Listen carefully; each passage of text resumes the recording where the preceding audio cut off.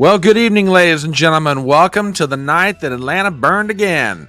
My name is Brian Trippett. I am the Front Porch Conservative. Welcome to the electronic Front Porch's coverage of election 2024, the first presidential debate between President Joseph R. Biden and former President Donald J. Trump.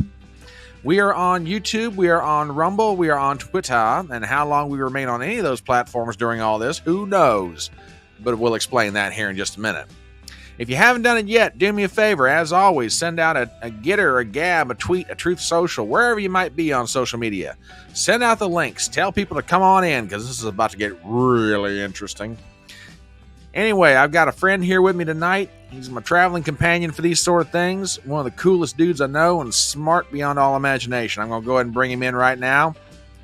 Welcome in the incomparable Reuben Christopher Haynes. Good evening, sir. How are you tonight? Doing good. Looking forward to this mess. Oh, no kidding, my friend. Mess is probably the right word to describe this.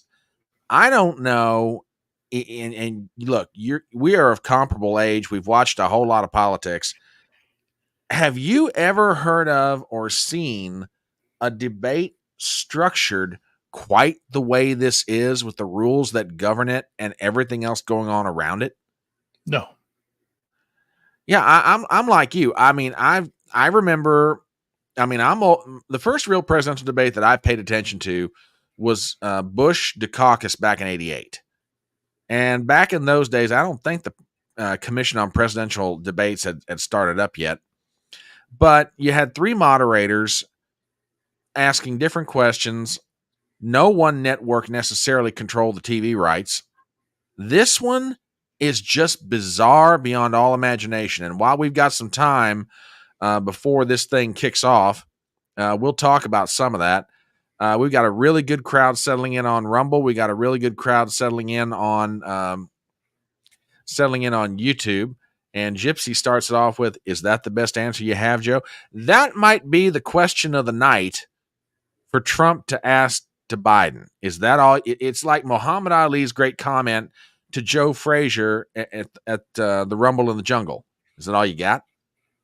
Is that all you got? And at one point, George Foreman went, "Yep, that's it." So I don't know, man. This is absolutely crazy. Now, for those of you who are watching this tonight, as I say, we are on YouTube, we're on Rumble, and we are on Twitter. And CNN has already said they are out for scalps on this. Okay. I have been trying all day to determine exactly what are the rules of this thing. I've heard that lawsuits have been filed against CNN over this, trying to get an injunction in place. I've heard one live streamer who's fairly prominent say, "Well, I've been in contact with CNN, and they said, yeah, you can stream the thing." I don't know what they're doing. Okay, I am basically taking the position, as I've said before, I am going to stream this over YouTube. How long YouTube keeps this thing up, or how long copyright strike, or they just shut down the stream, I have no idea. But I will also point everyone to the crawler at the bottom of the screen. As I say, we are live streaming this on YouTube, on Rumble, and on Twitter. And I'm no lawyer. I've been listening to LawTube people all day, is trying to just get some kind of idea what to do here. But I'm going to start this thing on YouTube, and we go from there. If YouTube wants to shut it down, they can shut it down. But as far as I'm concerned, it's a question of fair use. Now, as far as how Reuben and I are going to do this tonight, and I hadn't really talked to him about this prior, normally we just kind of step off to the side and we wait for a commercial or whatever, and then we come back in.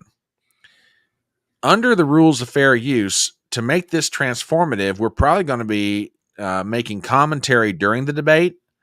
We might pause it. We might, drop comments in chat like the rest of you guys. So, we're going to do our best to try to abide by my understanding anyway, of fair use rules. So we're not trying to make it choppy. We're not trying to do anything else. We're just trying to be fair. We're trying to give commentary.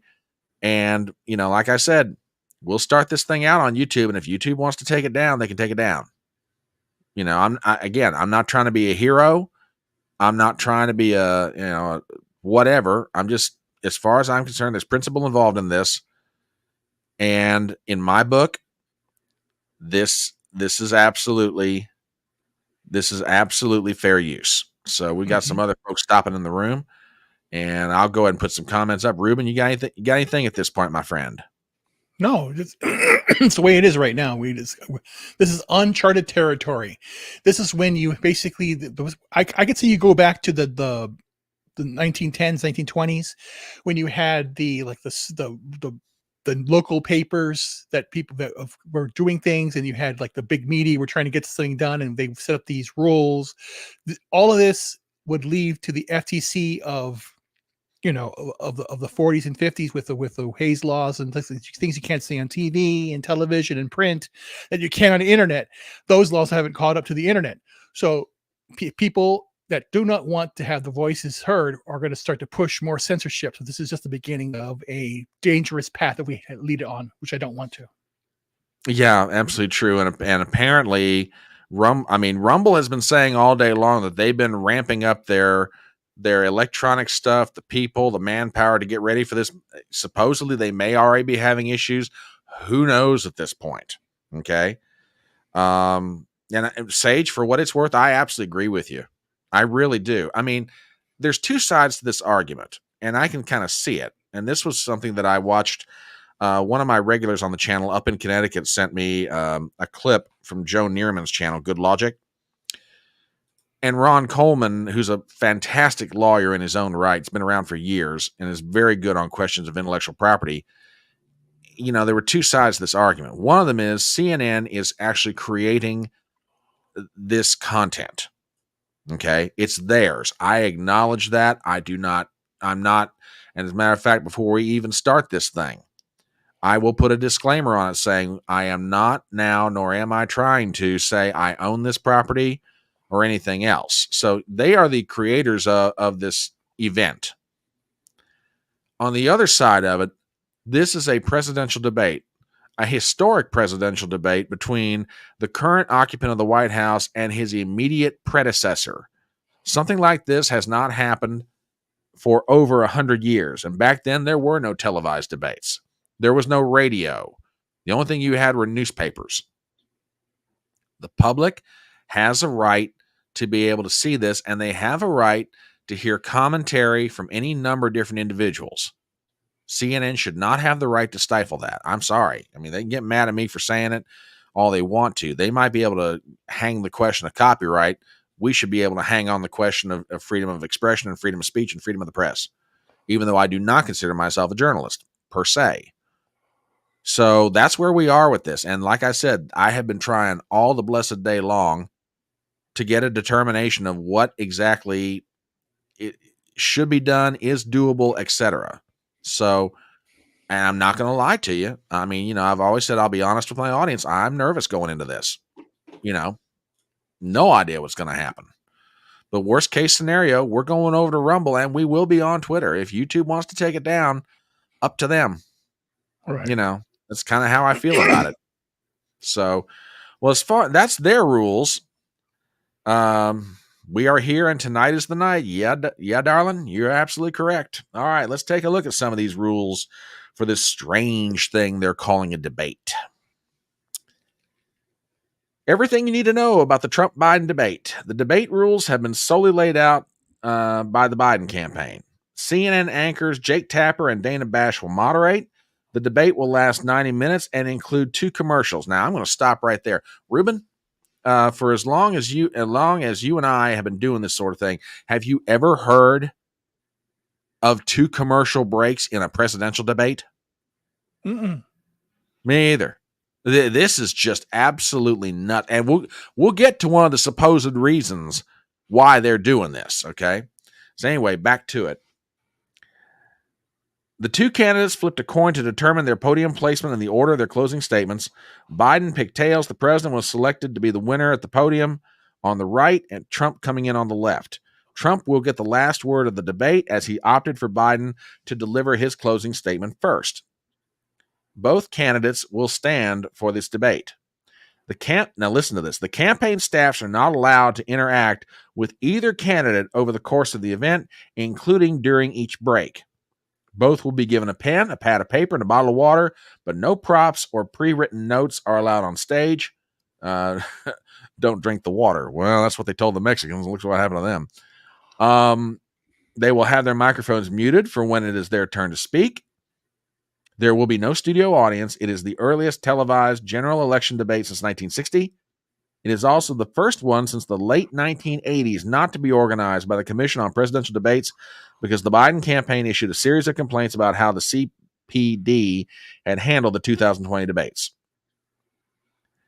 White House, now listen to this. Now this one's going to blow your mind. This one came out late in the afternoon. White House press corps has petitioned CNN to open up the debate studio to reporters who for now have to watch a feed from a building across the street because they believe there may be a, quote, medical emergency involving one of the presidential candidates requiring on-screen coverage. Again, I've never heard of something like this. This is absolutely insane. Finishing this up, Biden has refused calls to take a drug test to make sure he's not being given amphetamines or drugs. The Trump campaign has called for more debates with audiences, but Biden so far has turned down the proposal. So that's the broad outline of the rules.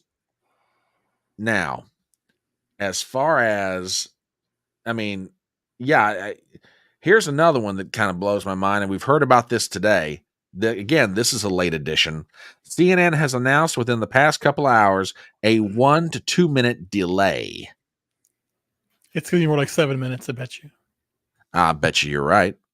I have never, ever seen anything quite like this. Yeah, the way they were doing it, they were also they did some explanation where they actually showed what would happen.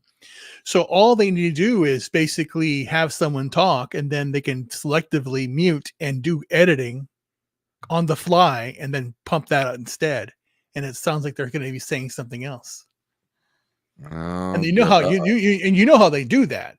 They can actually have a person talking, and they'll go to the other person reacting, or go to the whatever, and they'll have the edit in there. Cutaway is actually an edit of audio, and it'll just it's very deceptive. Yeah, I agree. It's absolutely crazy. Absolutely crazy. All right, let's see. Now, they mentioned that there's not going to be that many people here. Now, to give you an idea of how this is going, and folks on Rumble, do me a favor. Please do me a favor. Let me know right now. Are we having any troubles over on Rumble as far as our page? Because Zippy's letting me know that for him, Rumble, I just want to make sure we're not having like some kind of big issue. Okay. Is everything okay over on our Rumble side? Just drop it in chat. Let me know. Let's see. Yeah, as far as the number of people there, this was kind of a surprise. This is an exchange between Benny Johnson and Laura Trump. Now, Laura Trump, aside from being the president's daughter-in-law, is also the co-chairman of the Republican National Committee. Mm-hmm. Okay. Now, I want you to listen to this exchange because this is just going to absolutely blow your mind. Folks, do me a favor. Check this out. We were allowed 2 people from the campaign to actually physically be in that building. I'm going to be watching it from a hotel room. You're joking. No, they did not allow us to have any. Of course, they said no audience. They can't get Joe Biden. He's like a scared cat hears a noise, he might jump. We can't allow that to happen. We can't allow Donald Trump to have these epic moments where the audience, to your point, roars and applauds, and really the energy builds in the room for Donald Trump. They want to avoid that as well. So I'll be there pre-debate. I'm going to go in and do some media very shortly. I'll be there post-debate in the spin room. I won't actually be able to watch it in person. But you know what? I'll watch it like the rest of the country does, and I'm excited to do it. They're not letting the family into the debate hall? Nope, not at all. Wow. Yeah. Only 2 people? Yep. That's insane. I mean, I tell you what. The puppet master. And well, give me your thoughts on this. You did I hear you say earlier that you thought this was going to backfire on CNN? And then we may have been discussing this before we went live, but I'm almost sure I heard you mention this comment that this is going to backfire on CNN. It would backfire on CNN if they basically if people start to do what they do by reviewing the video and seeing where the mistakes are. If they do edit this, and they get bit in the ass by selective editing. Mm-hmm. And remember, you don't only have the people watching this, you have the media watching it. So you're going to have commentary from ABC, CBS, NBC, Fox, everybody else. So is CNN going after everybody if they do commentary on what they saw? Well, that's sort of my question. I mean, how can you let other networks live simulcast this? And that means during the debate, if the networks want to do what we're doing right now, right? Okay, and say something, they could say something during the debate, make some comment, whatever. Which they have. I mean, they have the right to do. Now, yeah. Well, I mean, but even if they should be able to, general rule of thumb, they'll stay quiet until after the debate is over, and then they will start giving their commentary. But they're simulcasting this thing. Okay. Mm-hmm. I don't see. I mean, CNN is right in one sense. They control. I mean, it's their content, but I don't see how, in absolute fairness to everybody, they can let this be simulcast over other networks with their ability to say something during the debate or what have you. But you won't let independent content creators do the exact same thing. Right. We would be simulcasting CNN's broadcast and not be allowed to comment on it. That's crazy. That absolutely makes no sense to me. Yeah. So, yeah. So anyway, we've got a video here, and this is from the folks at CNN themselves, where they show us what exactly we're looking at here. So, folks, do me a favor. If you're wondering how this is going to go down tonight, some of this is repeat of what we've already talked about, but for the sake of being thorough, I thought we'd share it with you. Check this out from CNN.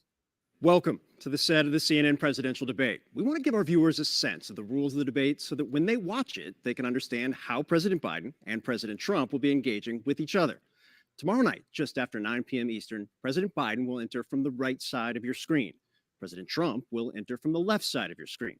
The podiums are 8 feet apart. Directly across from them, the moderators, CNN's Jake Tapper and Dana Bash. Now, a reminder, this is a television studio. There's no audience. Candidates will have 2 minutes to answer questions and 1 minute for responses and rebuttals.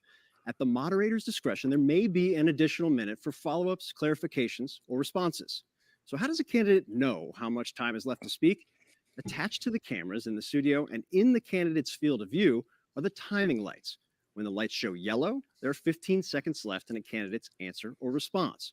When the lights flash red, there are 5 seconds left. And when the display is solid red, the time is up. At that point, the candidate's microphone will be turned off, and the other candidate will have their microphone turned on.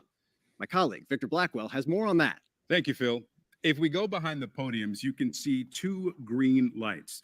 When they're on, they signal to the candidate his microphone is on. When the green lights are off, they signal to the candidate his microphone is off. Now I want to give you a sense of what it will look like for viewers at home if a candidate whose microphone is off interrupts a candidate whose microphone is on. So I'm standing at one podium, and I'll ask Phil to come in and take the other podium. And so let's say I'm answering a question. My light is green, and I'm speaking. Phil's microphone is off, and his green lights are not illuminated. He's going to interrupt me as I'm speaking, and this is what it will sound like. My volume remains constant, while Phil's interruption can be difficult to understand. Let's try the opposite. My microphone is now on. Victor's microphone is off, and he's going to interrupt me. My volume remains constant, while Victor's interruption can be difficult to understand. CNN's production team has shared this demonstration with the campaigns earlier today, and we're sharing it with you, our viewers, so everyone fully understands how tomorrow night will work. Now, we should note, by agreeing to participate in this debate, both campaigns and candidates have also agreed to abide by these rules. The CNN presidential debate airs live tomorrow night at 9 p.m. Eastern. Okay. There it be. I mean, just... You know what's so funny? It sounds... this guy gets that very much that elementary kindergarten school voice. Now, or class, the 8mm films that you used to watch Yeah. growing up. Yeah, back Yeah. in the day. Mhm. very, very, very like patronizing, very, talking down to the audience. The Now, guy you could guys, work for the DMV. He could be a DMV worker the way he's talking. yeah, they're not. They're news readers, just like Gary Yeah. from Neurotic says. Adult pretenders. They're news readers. They read the news. They don't. There's no journalism here. Yeah. My whole concern is, and I think you're right when basically I think that we should do, for fair use purposes, at least they say pause or hold on or whatever, and then we can answer something, because again it's going to be based upon everything. And I'm a conservative myself. I'm a conservative. I'm politically agnostic when it comes to any of these crap that the people are doing. But I'm conservative myself. I am conservative. It's my philosophy of living life, doing good things. Don't treat people right. Being authentic, be honest. Things like that. Don't go out for yourself. Fight strong. Do work for yourself. Do things like that. But what's going on here is just it's so disingenuous what they're doing. Yeah, I don't disagree with you, and I saw something earlier. Zippy, I know. Look, brother, you're welcome. We got 3 different options: either YouTube, Rumble, or Twitter. Now, Twitter is not going to be the best option of them all, but we've got this on as many places as we can get it. And you know what? As much as I love you, as much as I want you here tonight, if it helps you going to another platform to be able to watch this, dude, I am not going to be offended in the slightest. Do what you got to do. Okay. Couple other things, and we'll start, winding it down and get ready. Both candidates obviously are in Atlanta. I want to show you a little bit of how they were treated coming in. This is President Biden's entourage arriving at the debate studio. And, he was received well, so here's just a little.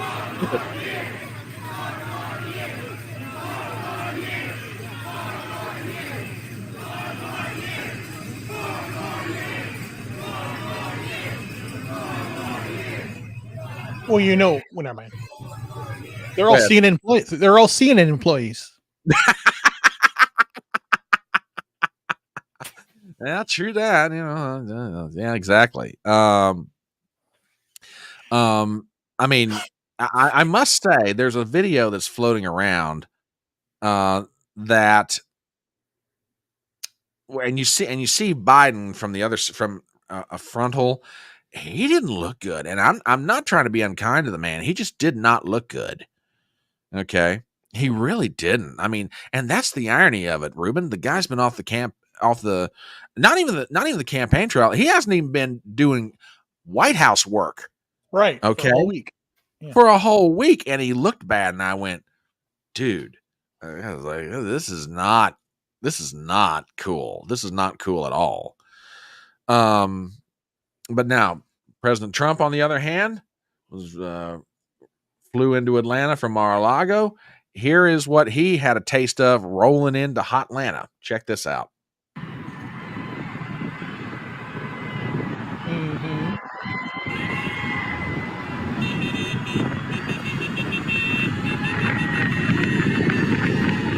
So there you go.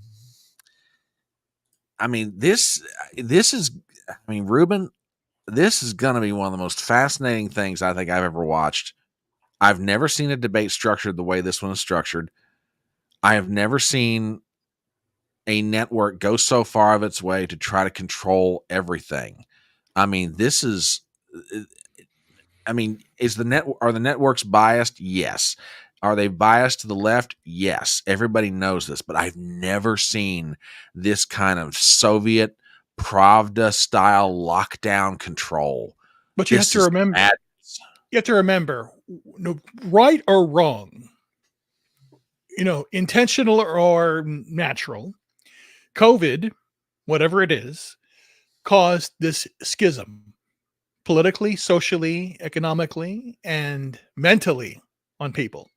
The last part We don't trust anything anymore that anybody says on a television. Yep.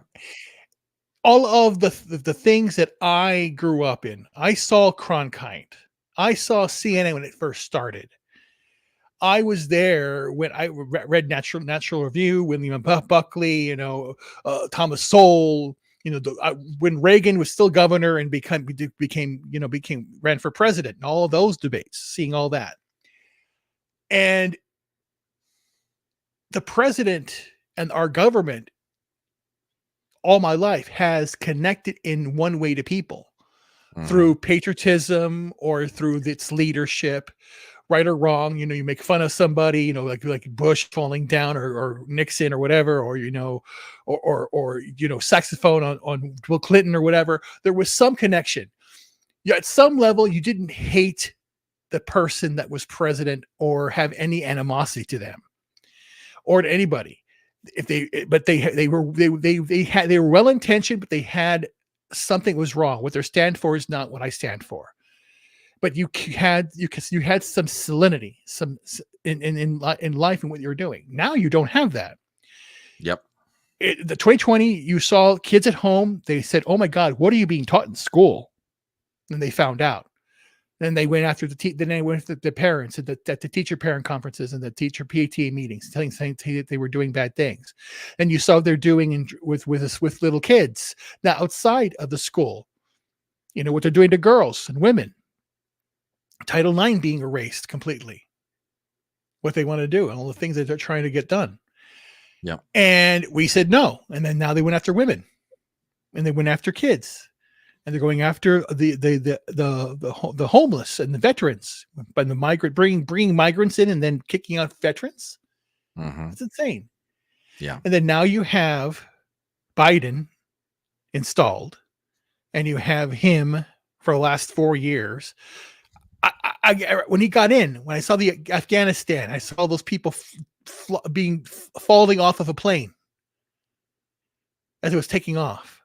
Those body parts.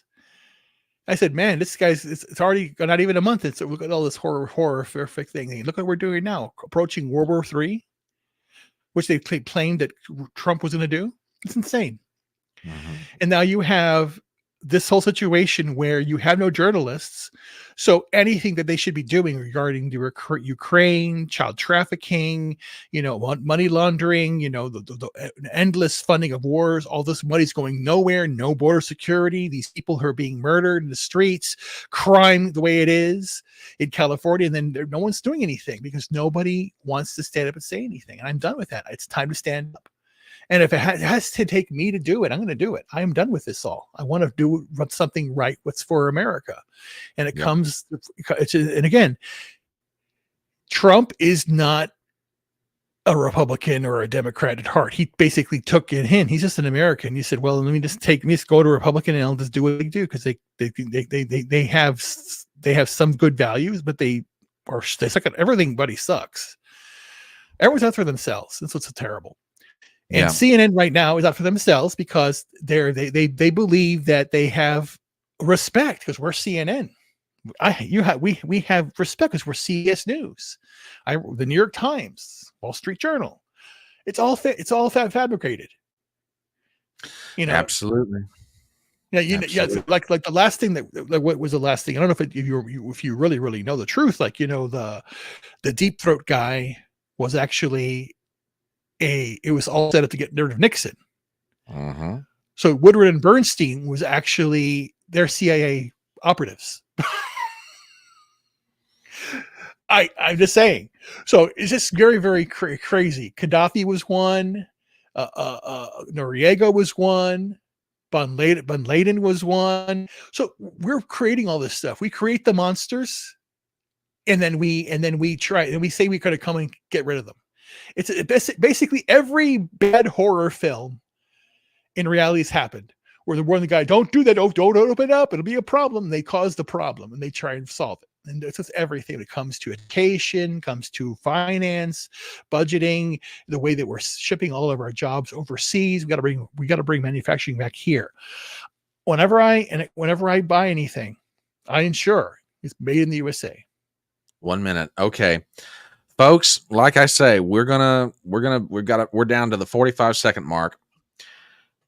Now, let me do the disclaimer real quick right now. We do not own the rights to this content. We are not claiming to own the rights to CNN's content.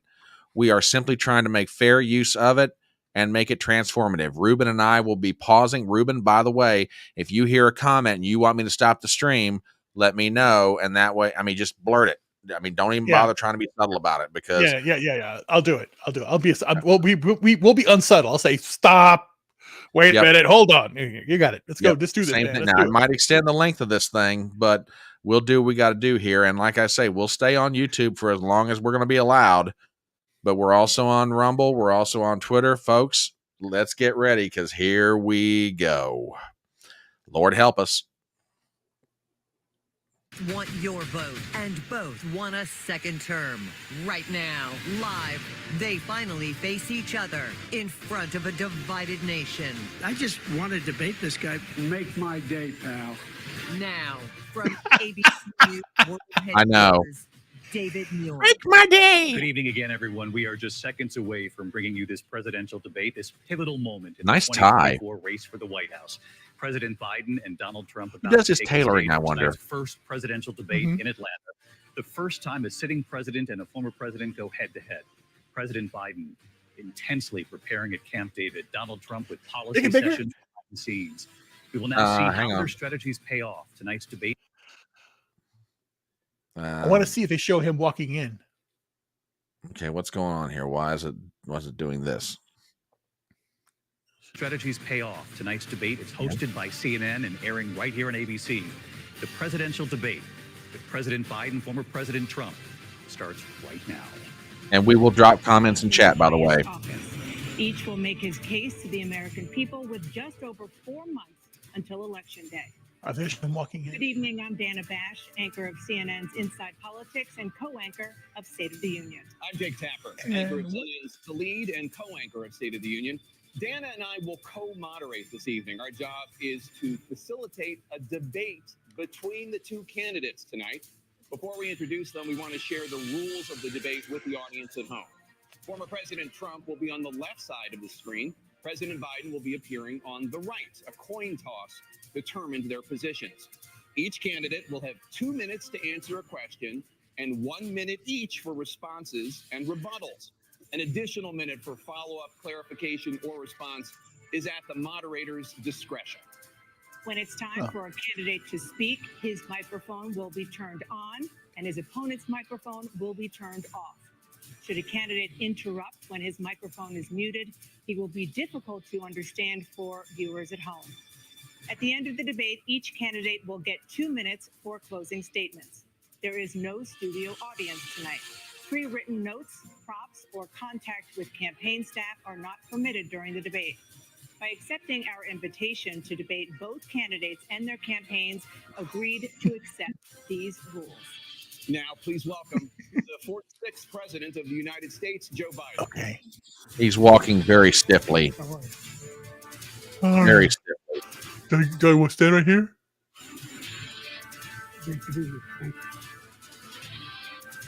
Who's he talking to? Welcome the 45th President of the United States, Donald Trump. Let's see what happens. That is a man with some serious swagger. Gentlemen, thanks so much for being here. Let's begin the debate, and let's start with the issue that voters consistently say is their top concern, the economy. President Biden, fair inflation question. has slowed, but prices remain high. Since you took office, the price of essentials has increased. For example, a basket of groceries that cost $100 then now costs more than $120. And typical home prices have jumped more than 30%. What do you say to voters who feel they are worse off under your presidency than they were under President Trump? That's a great question. Look at what I was left when I became president. Whoa. We had an economy that was in free fall. The pandemic was so badly handled. Many people were dying. All they said was, it's not that serious. Just inject a little bleach into your arm. You'll be all right. Oof. Wow. Bye. Oh, you've got to be kidding. Rate rose to 15%. It was terrible. And so what we had to do is try to put things back together again. And that's exactly what we began to do. We created 15,000 new jobs. We brought out another 50,000 and 15 million. His mouth is There's more flying. to be done. There's more to be done. Working class people are still in trouble. I come from Scranton, Pennsylvania. I come of a household where the kitchen table, if the things weren't able to be met during the month, it was a problem.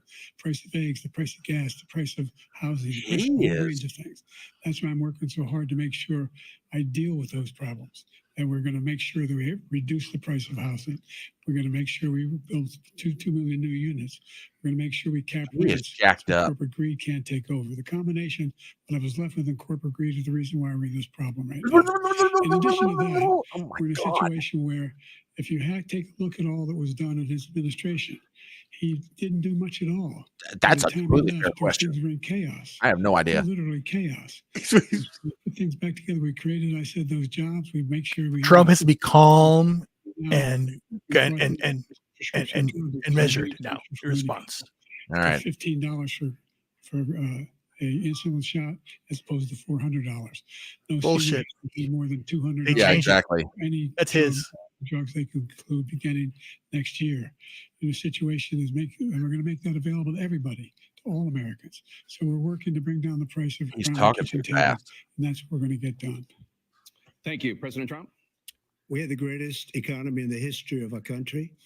We have never done so well.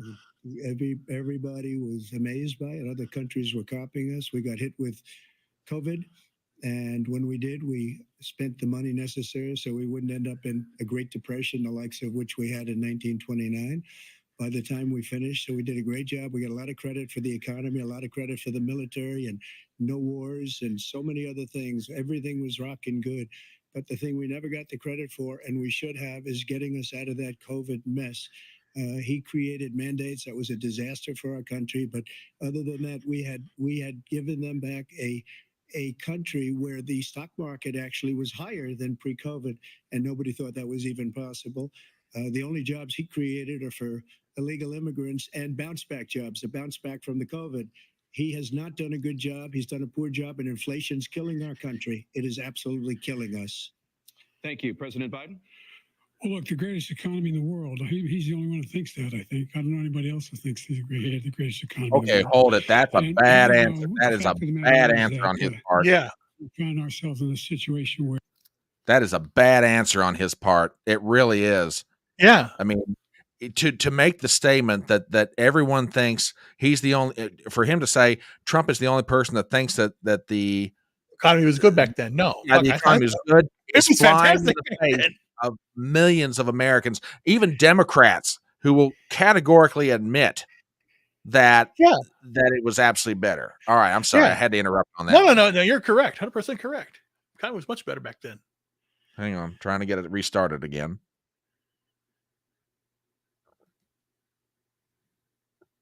Oh shit. No, I know. There's a major oh shit moment. Yeah, back out.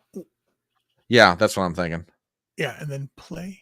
Oh, media could not be loaded. Hang on, folks. Hang on. Let's back it up. Let's back it How will you ensure Here we go. that doesn't drive prices even higher? It's not going to drive them higher. It's just going to cause countries that have been ripping us off for years, like China and many others, in all fairness to China. It's going to just force them to pay us a lot of money, reduce our deficit tremendously, and give us a lot of power for other things. But he made a statement. The only thing he was right about is I gave you the largest tax cut in history. Guy looks so lost. Regulation cut in history. That's why we had all the jobs. And the jobs. He's not looking at him. Bounce back, and he's taking credit for bounce back jobs. You can't do that. He also said he inherited 9% inflation. No, he inherited almost no inflation, and it stayed that way for 14 months.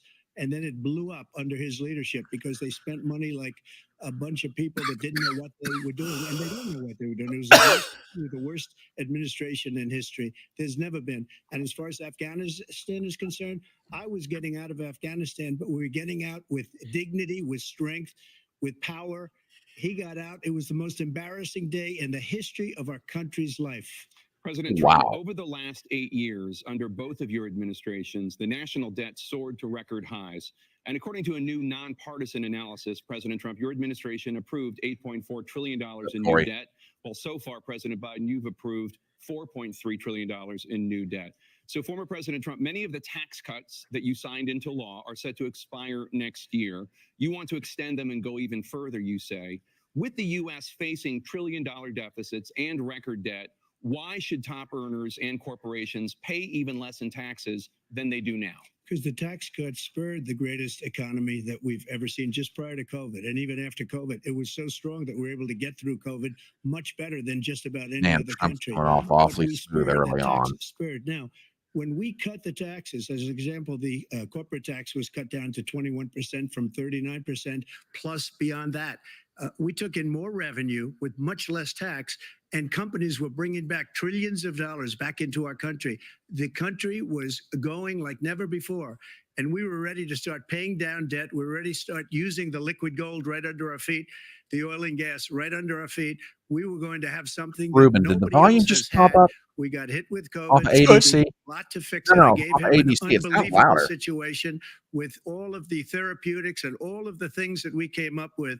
We gave him something great. Remember, more Look at that people look on died Biden's under face. his My God. administration, even though we had largely fixed it.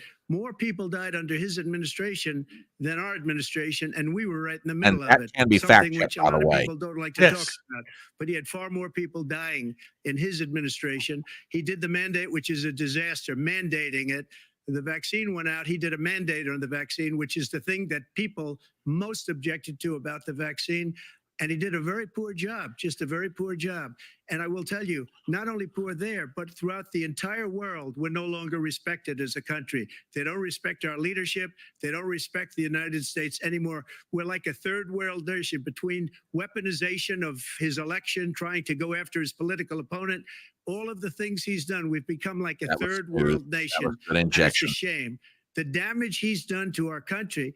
And I'd love to ask him, and will, why he allowed millions of people to come in here from prisons, jails, and mental institutions Good. Take to it come to him. into our country and destroy our country.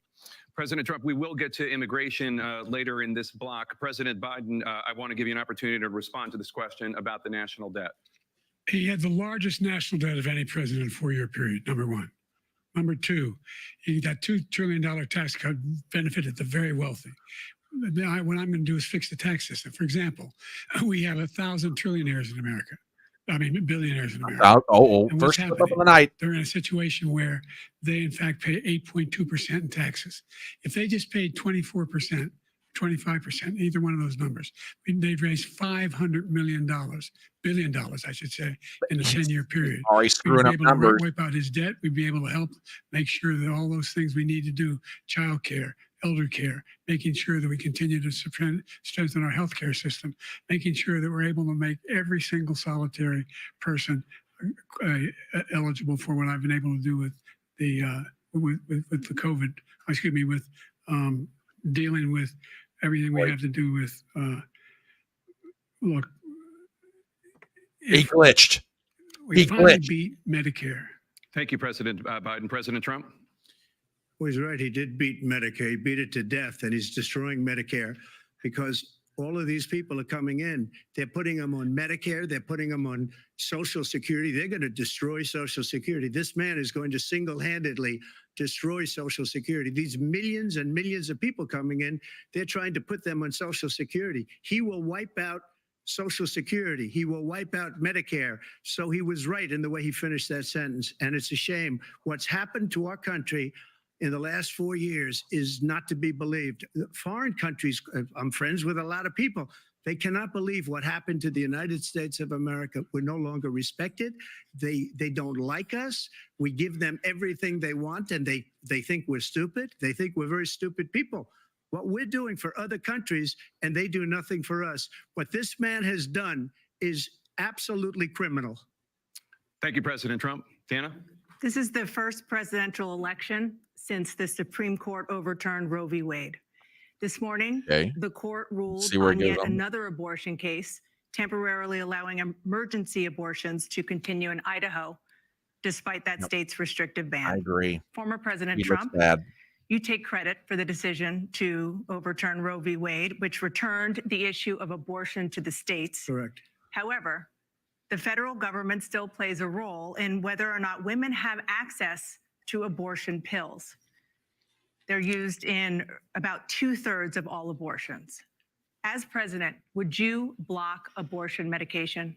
First of all, the Supreme Court just approved the abortion bill, and I agree with their decision to have done that, and I will not block it. And if you look Correct at answer. this whole question that you're asking, complex, but not really complex. 51 years ago, you had Roe v. Wade, and everybody wanted to get it back to the states. Everybody, without exception. Democrats, Republicans, liberals, conservatives, everybody wanted it back. Religious leaders. And what I did is I put 3 great Supreme Court justices on the court, and they happened to vote in favor of killing Roe v. Wade and moving it back to the states. This is something that everybody wanted. Now, 10 years ago or so, they started talking about how many weeks and how many this, getting into other things. But every legal scholar throughout the world, the most respected, wanted it brought back to the states. I did that. Now the states are working it out. If you look at Ohio, it was a decision that was, an end result that was a little bit more liberal than you would have thought. Kansas, I would say the same thing. Texas is different. Florida is different. But they're all making their own decisions right now. And right now, the states control it. That's the vote of the people. Like Ronald Reagan, I believe in the exceptions. I am a person that believes. And frankly, I think it's important to believe in the exceptions. Some people, you have to follow your heart. Some people don't believe in that. Ribbon? But I believe in the exceptions for Here you go. rape, incest, and the life of the mother. Give I me think your it's very thoughts on important. how Trump's Some people delivery is don't. coming Follow your across so heart, far. but you have to get elected also. Measured, Because that has to do with other things. You gotta- heartfelt. The problem they have is they're Let me ask radical you a because question. they will take All the life of a biases child aside, in what the Biden 8th look month, like right the now? 9th month, and even after birth. After birth, if you look at the former Lost. governor of Virginia, he was willing to do this. He said, we'll put the Yeah. baby aside and we'll determine what we He do with the looks baby, bad. meaning we'll kill the baby. What happened is we brought it back to the states, and the country is now coming I think together. that's a conservative principle right there. Yep. Thank you. President For Biden? 50 states, let the states decide these things. 10th Amendment. The vast majority of constitutional scholars supported Roe when it was decided. Supported Roe. And that's this idea that they're all against it is just ridiculous. And this is the guy who says the state should be able to have it. We're in a state where in 6 weeks, you don't even know whether you're pregnant or not, but you cannot see a doctor and have him decide on what your circumstances are, whether you need help. The idea that states are able to do this is a little like saying we're going to turn civil rights back to the states, let each state have a different rule. Look, there's so many young women who have been, including a young woman who just was murdered, and he went to the funeral. The idea that she was murdered by an immigrant coming in, they talk about that. But here's the deal: That's a mistake, there's a Joe. lot of young women are being raped by their in-laws, by their spouses, brothers and sisters. Like he has experience. They can do nothing about it, and they try to arrest them when they cross state lines. Thank you. There have been many young women murdered by the same people he allows to come across our border. Oh. We have a border that's the most That's dangerous place anywhere in the world, considered the most dangerous place anywhere in the world. And he opened it up, and these killers are coming into our country, and they are raping and killing women. And it's a terrible thing. As far as the abortion is concerned, it is now back with the states. The states are voting. In many cases, it's frankly a very liberal decision. In many cases, it's the opposite. But they're voting, and it's bringing it back to the vote of the people, which is what everybody wanted, including the founders, if they knew about this issue, which frankly they didn't. But they would have. Everybody wanted brought back. Ronald Reagan wanted it brought back. Trump is coming off as very sincere. And Biden, that split screen killing him right now. It's awful for him. I know. But Trump is coming off as very sincere. They wanted it. Every legal Look at Biden. Look at Biden. Look at Staying on the topic of abortion, And President Biden's Biden, trying to jump in 7 and he can't states- do it. I'll let you do that. This is Look at his face. 7 states have no legal restrictions on how far into a pregnancy a woman can obtain an abortion. Do you support any legal limits on how late a woman should be able to terminate a pregnancy? That's a good question. Roe v. Wade, which had 3 trimesters. First time is between the woman and the doctor. Second time is between the doctor and an extreme situation. The third time is between the doctor I mean, between the woman and the state. The idea that the politicians, that the founders wanted the politicians to be the ones making decisions about women's health is ridiculous. That's the last. No politician should be making that decision. A doctor should be making those decisions. That's how it should be run. That's what you're going to do. And if I'm elected, I'm going to restore Roe v. Wade. So that means he can take the life of the baby in the 9th month and even after birth, because some states, Democrat run, take it after birth. Again, the former governor of Virginia, put the baby down, then we decide what to do with it. So he's that's willing a fair to, point. as That we was say, Northam's rip the position. baby out of the womb in the 9th month and kill the baby. Nobody wants that to happen, Democrat or Republican. Nobody wants it to Did you see them take the camera off at Biden's That is face? simply not true. The Roe v. Wade does not provide for that. That's not the circumstance. Only if a woman's life is in danger, she's going to die. That's the only circumstance in which that can happen. But we are not for late-term abortion, period. Under Roe v. Wade, you have late-term abortion. You can do whatever you want, depending on the state. You can do whatever you want. We don't think that's a good thing. We think it's a radical thing. We think the Democrats are the radicals, not the Republicans. For 51 years, that was the law. He's getting 51 mad. years, Biden's Constitutional getting Scholarship said it was the right way to go. 51 years, and it was taken away because this guy put very conservative members on the Supreme Court. He takes credit for taking it away. What's he going to do? What's he going to do? In fact, if the MAGA Republicans, he gets elected and the MAGA Republicans control the Congress and they pass a universal ban on abortion, period, across the board at 6 weeks or 7 or 8 or 10 weeks, something very, very conservative. Is he going to sign that bill? I'll veto it. He'll sign it. Thank you. Let's turn now to the issue of immigration and border security. President Biden, a record number of migrants have illegally crossed the southern border on your watch. Overwhelming border states and overburdening cities such as New York and Chicago, and in some cases causing real safety and security concerns. Given that, why should voters trust you to solve this crisis? Because we worked very hard to get a bipartisan agreement that not only changed all of that, it made sure that we are in a situation where you had no circumstance where they could come across the border with the number of border police there are now. We significantly increased the number of asylum officers, significantly. By the way, the Border Patrol endorsed my position. In addition to that, we found ourselves in a situation where when he was president, he was separating babies from their mothers, putting them in cages, making sure the families were separated. That's not the right way to go. What I've done since I've changed the law, what's happened? I've changed it in a way that now you're in a situation where there are 40% fewer people coming across the border illegally. That's better than when he left office. And I'm going to continue to move until we get the total ban on. Ruben, we might pause after Trump's answer total on this. initiative relative to what we're going to do with more border patrol and more asylum officers. President Trump? I really don't know what he said at the end of that sentence. I don't think he knows what he said either. Look, we had the safest border in the history of our country. The border, all he had to do was leave it.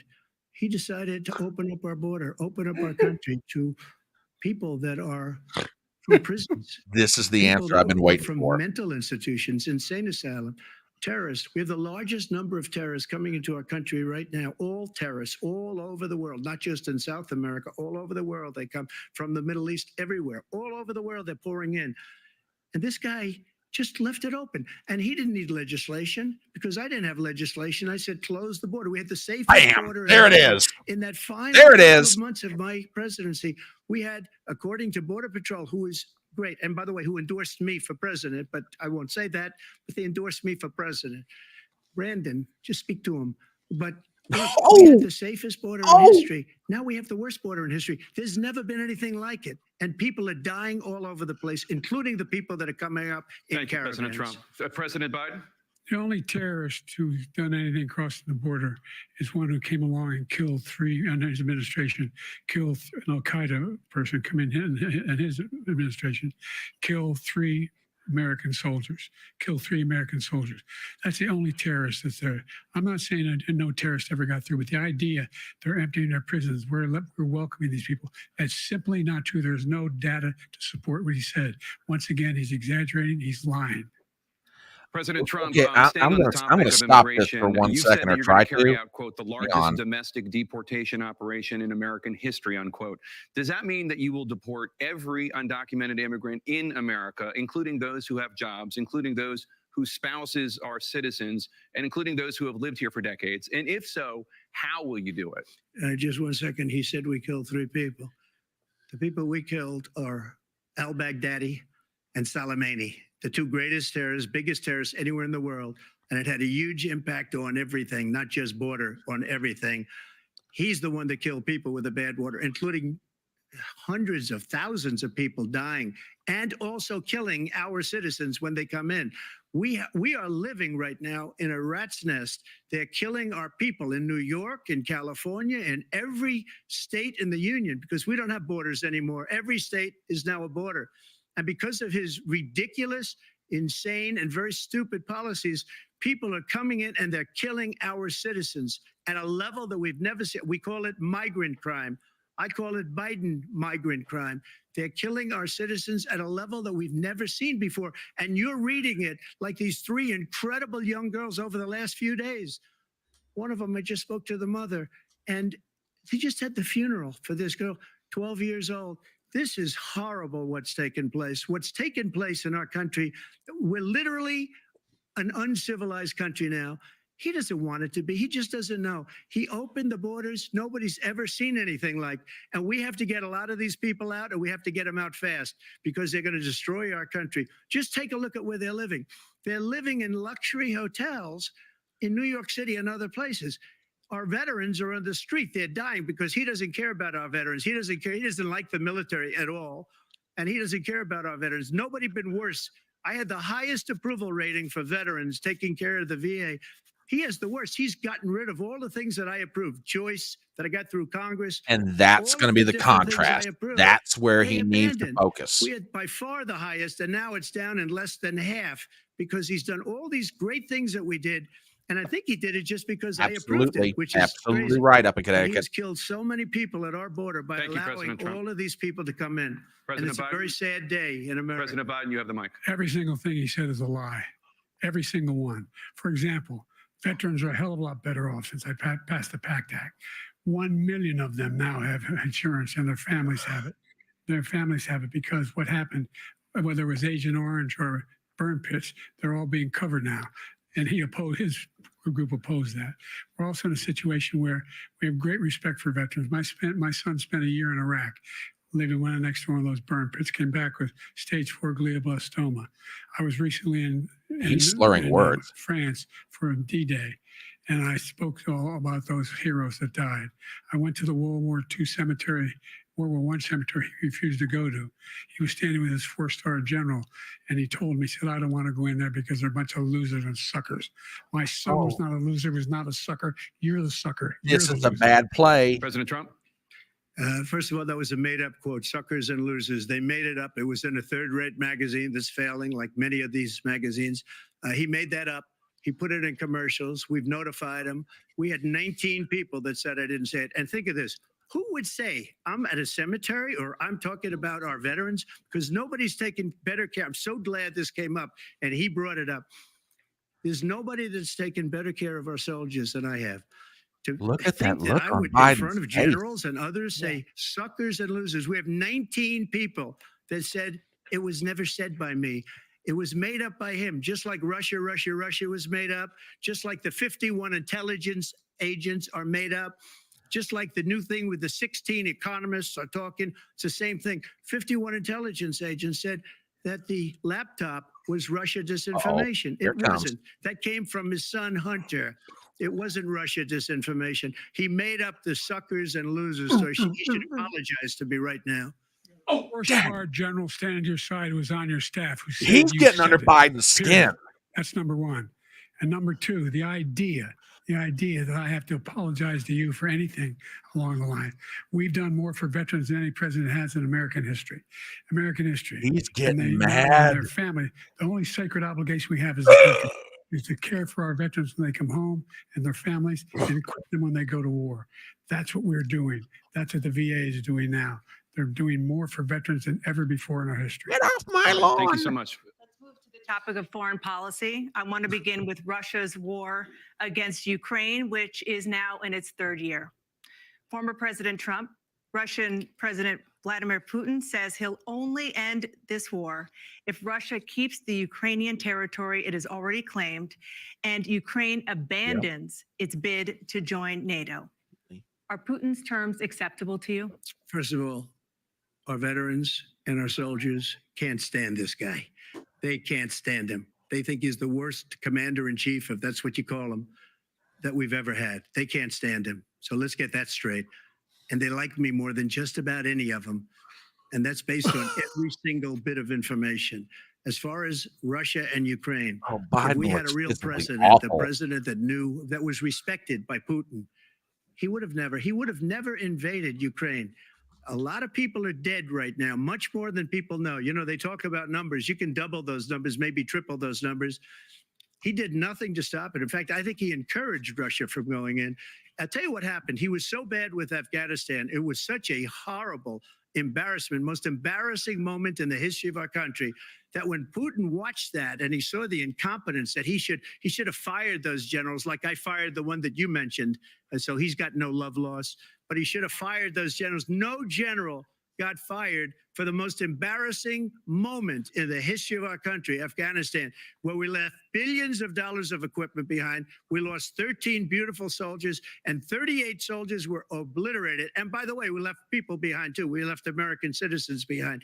When Putin saw that, he said, you know what? I think we're going to go in and maybe take this was his dream. I talked to him about it, his dream. The difference is he never would have invaded Ukraine, never.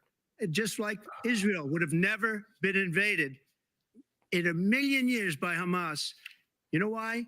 Because Iran was broke with me. I wouldn't let anybody do business with them. They ran out of money. They were broke. They had no money for Hamas. They had no money for anything, no money for terror. That's why you had no terror at all during my administration. This place, the whole world is blowing up under him. President Biden? I've never heard so much malarkey in my whole life. Look, the fact of the matter Malarkey. Where's the bingo card? Let's take the last point That's first. All right. Got it. Man attacked American troops, caused brain damage for a number of these troops, and he did nothing about it. Recently, not when he was president, they attacked. Yeah. He said they're just having headaches. That's all it is. He didn't do a thing when the attack took place, number one. Number two, we got over 100,000 Americans and others out of Afghanistan during that airlift. Number three, we found ourselves in a situation where, if you take a look at what Trump did in Ukraine, this guy told Trump, do whatever you want, and do whatever you want. Confusing and names. That's exactly what Trump did. He's confusing names. Encourage him, do whatever you want. And he went in. And listen to what he said when he went in. He was going to take Kyiv in 5 days, remember? Because it's part of the old Soviet Union. That's what he wanted to reestablish, Kyiv. And he, in fact, didn't do it at all. He wasn't able to get it done. And they've lost thousands and thousands of troops, 500,000 troops. President Trump, I never said that. For 1 minute, I just want to go back to my original question, which is, Just are that's Putin's fair. terms acceptable to you? Keeping the territory in Ukraine? No, they're not acceptable. But look, this is a war that never should have started. If we had a leader in this war, he led everybody along. He's given $200 billion now or more to Ukraine. He's given $200 billion. That's a lot of money. I don't think there's ever been anything like it. Every time that Zelensky comes to this country, he walks away with $60 billion. He's the greatest salesman ever. And I'm not knocking him. I'm not knocking anything. I'm only saying the money that we're spending on this war, and we shouldn't be spending. That's not a good answer. It should have answer. never happened. I will have that war settled between Putin That's and not a real Zelensky good answer, in my as opinion. president-elect before I take weak. office on January 20th. I'll have that war settled. People being killed so needlessly, so stupidly, and I will get it settled, and I'll get it settled fast before I take office. President Biden, you have a minute. The fact is that Putin is a war criminal. He's killed thousands and thousands of people. And he has made one thing clear. He wants to reestablish what was part of the Soviet Empire. Not true. Just a That piece. is He wants not all of true. Ukraine. That's what he wants. And then you think he'll stop there? Do you think he'll stop when if he takes Ukraine? What do you think happens to Poland? What do you think of Belarus? What do you think happens to those NATO countries? And so if you want a war, you ought to find out what he's going to do, because if in fact he does what he says and walks away, by the way, All that money we give Ukraine are from weapons we make here in the United States. We give them the weapons, not the money at this point. And our NATO allies have produced as much funding for Ukraine as we have. That's a damn lie. That's a damn lie. To the Middle East. In October, Hell Hamas no. attacked Israel, killing more than 1,000 people and taking hundreds of hostages. Among those held and thought to still be alive are 5 Americans. Israel's response has killed thousands of Palestinians and created a humanitarian crisis in Gaza. President Biden, you've put forward a proposal to resolve this conflict, but so far Hamas has not released the remaining hostages, and Israel is continuing its military offensive in Gaza. So what additional leverage will you use to get Hamas and Israel to end the war? You have 2 minutes. Number one, everyone from the United Nations Security Council straight through the Israelis and Netanyahu himself have endorsed the plan I put forward. Which has 3 stages to it. The first stage is trade the hostages for a ceasefire. Second phase is a ceasefire with additional conditions. The third phase is the end of the war. The only one who wants the war to continue is Hamas. Number one, they're the only ones standing out. We're still pushing hard to get them to accept. In the meantime, what's happened? In Israel, we're finding that the only thing I've denied Israel was 2,000-pound bombs. They don't work very well in populated areas. They kill a lot of innocent people. We're providing Israel with all the weapons they need and when they need them. And by the way, I'm the guy that organized the world against Iran when they had a full-blown intercontinental ballistic missile attack on Israel. No one was hurt. No one Israeli was accidentally killed, and it just stopped. We saved Israel. We are the biggest producer of support for Israel of anyone in the world. And so there are 2 different things. Hamas cannot be allowed to be continued. We continue to send our experts and our intelligence people as to how they can get Hamas like we did bin Laden. You don't have to do it. And by the way, they've been greatly weakened, Hamas, greatly weakened, and they should be. They should be eliminated. But you've got to be careful for what using certain weapons among population centers. Just going back to Ukraine for 1 second. We have an ocean separating us. The European nations together have spent 100 billion or maybe more than that, less than us. Why doesn't he call them? So you got to put up your money like I did with NATO. I got them to put up hundreds of billions of dollars. The Secretary General of NATO said Trump did the most incredible job I've ever seen. They wouldn't have any. They were going out of business. We were spending almost 100% of the money was paid by us. He didn't do that. He's getting you got to ask these people to put up the money. We're over $100 billion more spent, and it has a bigger impact on them because of location, because we have an ocean in between. You got to ask them. As far as Israel and Hamas, Israel's the one that wants to go. He said the only one who wants to keep going is Hamas. Actually, Israel is the one, and you should let him go and let him finish the job. He doesn't want to do it. He's become like a Palestinian, but they don't like him because he's a very bad Palestinian. He's a weak one. President Biden, you have a minute. I've never heard so much foolishness. This is a guy who wants to get out of NATO. Are you going to stay in NATO? He's going to pull out of NATO. The idea that we have our strength lies in our alliances as well. It may be a big ocean, but we're ever able to avoid a war in Europe, a major war in Europe? What happens if, in fact, you have Putin continue to go into NATO? We have an Article 5 agreement. Attack on one is attack on all. You want to start the nuclear war he keeps talking about, go ahead.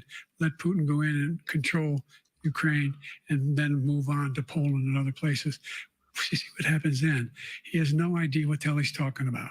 And by the way, I got 50 other nations around the world to support Ukraine, including Japan and South Korea, because they understand that this kind of dislocation has a serious threat to the whole world peace. No major war in Europe is ever going to be contained just to Europe. President Trump, just to follow up, would you support the creation of an independent Palestinian state in order to achieve peace in the region? I'd have to see, but before we do that, the problem we have is that we spend all the money. So they kill us on trade. I made great trade deals with the European nations because if you add them up, they're about the same size economically. Their economy is about the same size as the United States. And they were no cars, no, they don't want anything that we have, but we're supposed to take their cars, their food, their everything, their agriculture. I changed that. But the big thing I changed is they don't want to pay. And the only reason that he can play games with NATO is because I got them to put up hundreds of billions of dollars. I said, and he's right about this, I said, no, I'm not going to support NATO if you don't pay. They asked me that question, would you guard us against Russia, at a very secret meeting of the 28 states at that time, nations at that time. And I said, no, if you don't pay, I won't do that. And you know what happened? Billions and billions of dollars came flowing in the next day and the next months. But now we're in the same position. We're paying everybody's bills. Let's turn to the issue of democracy. Former President Trump, I want This to should ask you be about January interesting. 6, 2021. After you rallied your supporters that day, some of them stormed the Capitol to stop the constitutionally mandated counting of electoral votes. As president, you swore an oath to, quote, preserve, protect, and defend, unquote, the Constitution. What do you say to voters who believe that you violated that oath through your actions and inaction on January 6th and worry that you'll do it again? Well, I don't think too many believe that. And let me tell you about January 6th. On January 6th, we had a great border. Nobody coming through, very few. On January 6th, we were energy independent. On January 6th, we had the lowest taxes ever. We had the lowest regulations ever. On January 6th, we were respected all over the world. All over the world, we were respected. And then he comes in, and we're now laughed at. We're like a bunch of stupid people. What happened to the United States' reputation under this man's leadership is horrible, including weaponization, which I'm sure at some point you'll be talking about, where he goes after his political opponent because he can't beat him fair and square. You have 80 seconds left. My question was, what do you say to those voters who believe that you violated your constitutional oath through your actions and inaction on January 6, 2021, and worry that you'll do it again? Well, I didn't say that to anybody. I said peacefully and patriotically. And Nancy Pelosi, if you just watched the news from 2 days ago, on tape to her daughter, who's a documentary filmmaker, they say, but she's saying, oh, no, it's my responsibility. I was responsible for this because I offered her 10,000 soldiers or National Guard, and she turned them down. And the mayor in writing, by the way, the mayor in writing turned it down, the mayor of D.C. They turned it down. I offered 10,000 because I could see I had virtually nothing to do. They asked me to go make a speech. I could see what was happening. Everybody was saying they're going to be there on January 6th. They're going to be there. And I said, you know what? There's a lot of people coming. You could feel it. You could feel it too, and you could feel it. And I said, they ought to have some National Guard or whatever. And I offered it to her. And she now admits that she turned it down. And it was the same day she was, I don't know, she can't be very happy with her daughter because it made her into a liar. She said, I take full responsibility for January 6th. President Biden? Look, he encouraged those folks to go up on Capitol Hill, number one.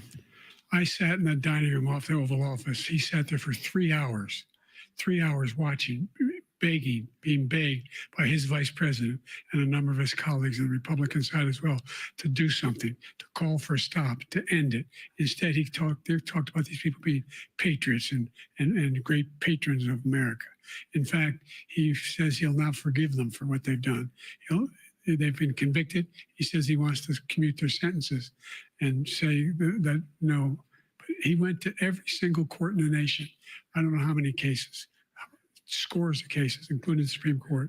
And they said, no, this guy is responsible for doing what was done. He did do a damn thing. And these people should be in jail. And they should be the ones who are being held accountable. And he wants to let them all out.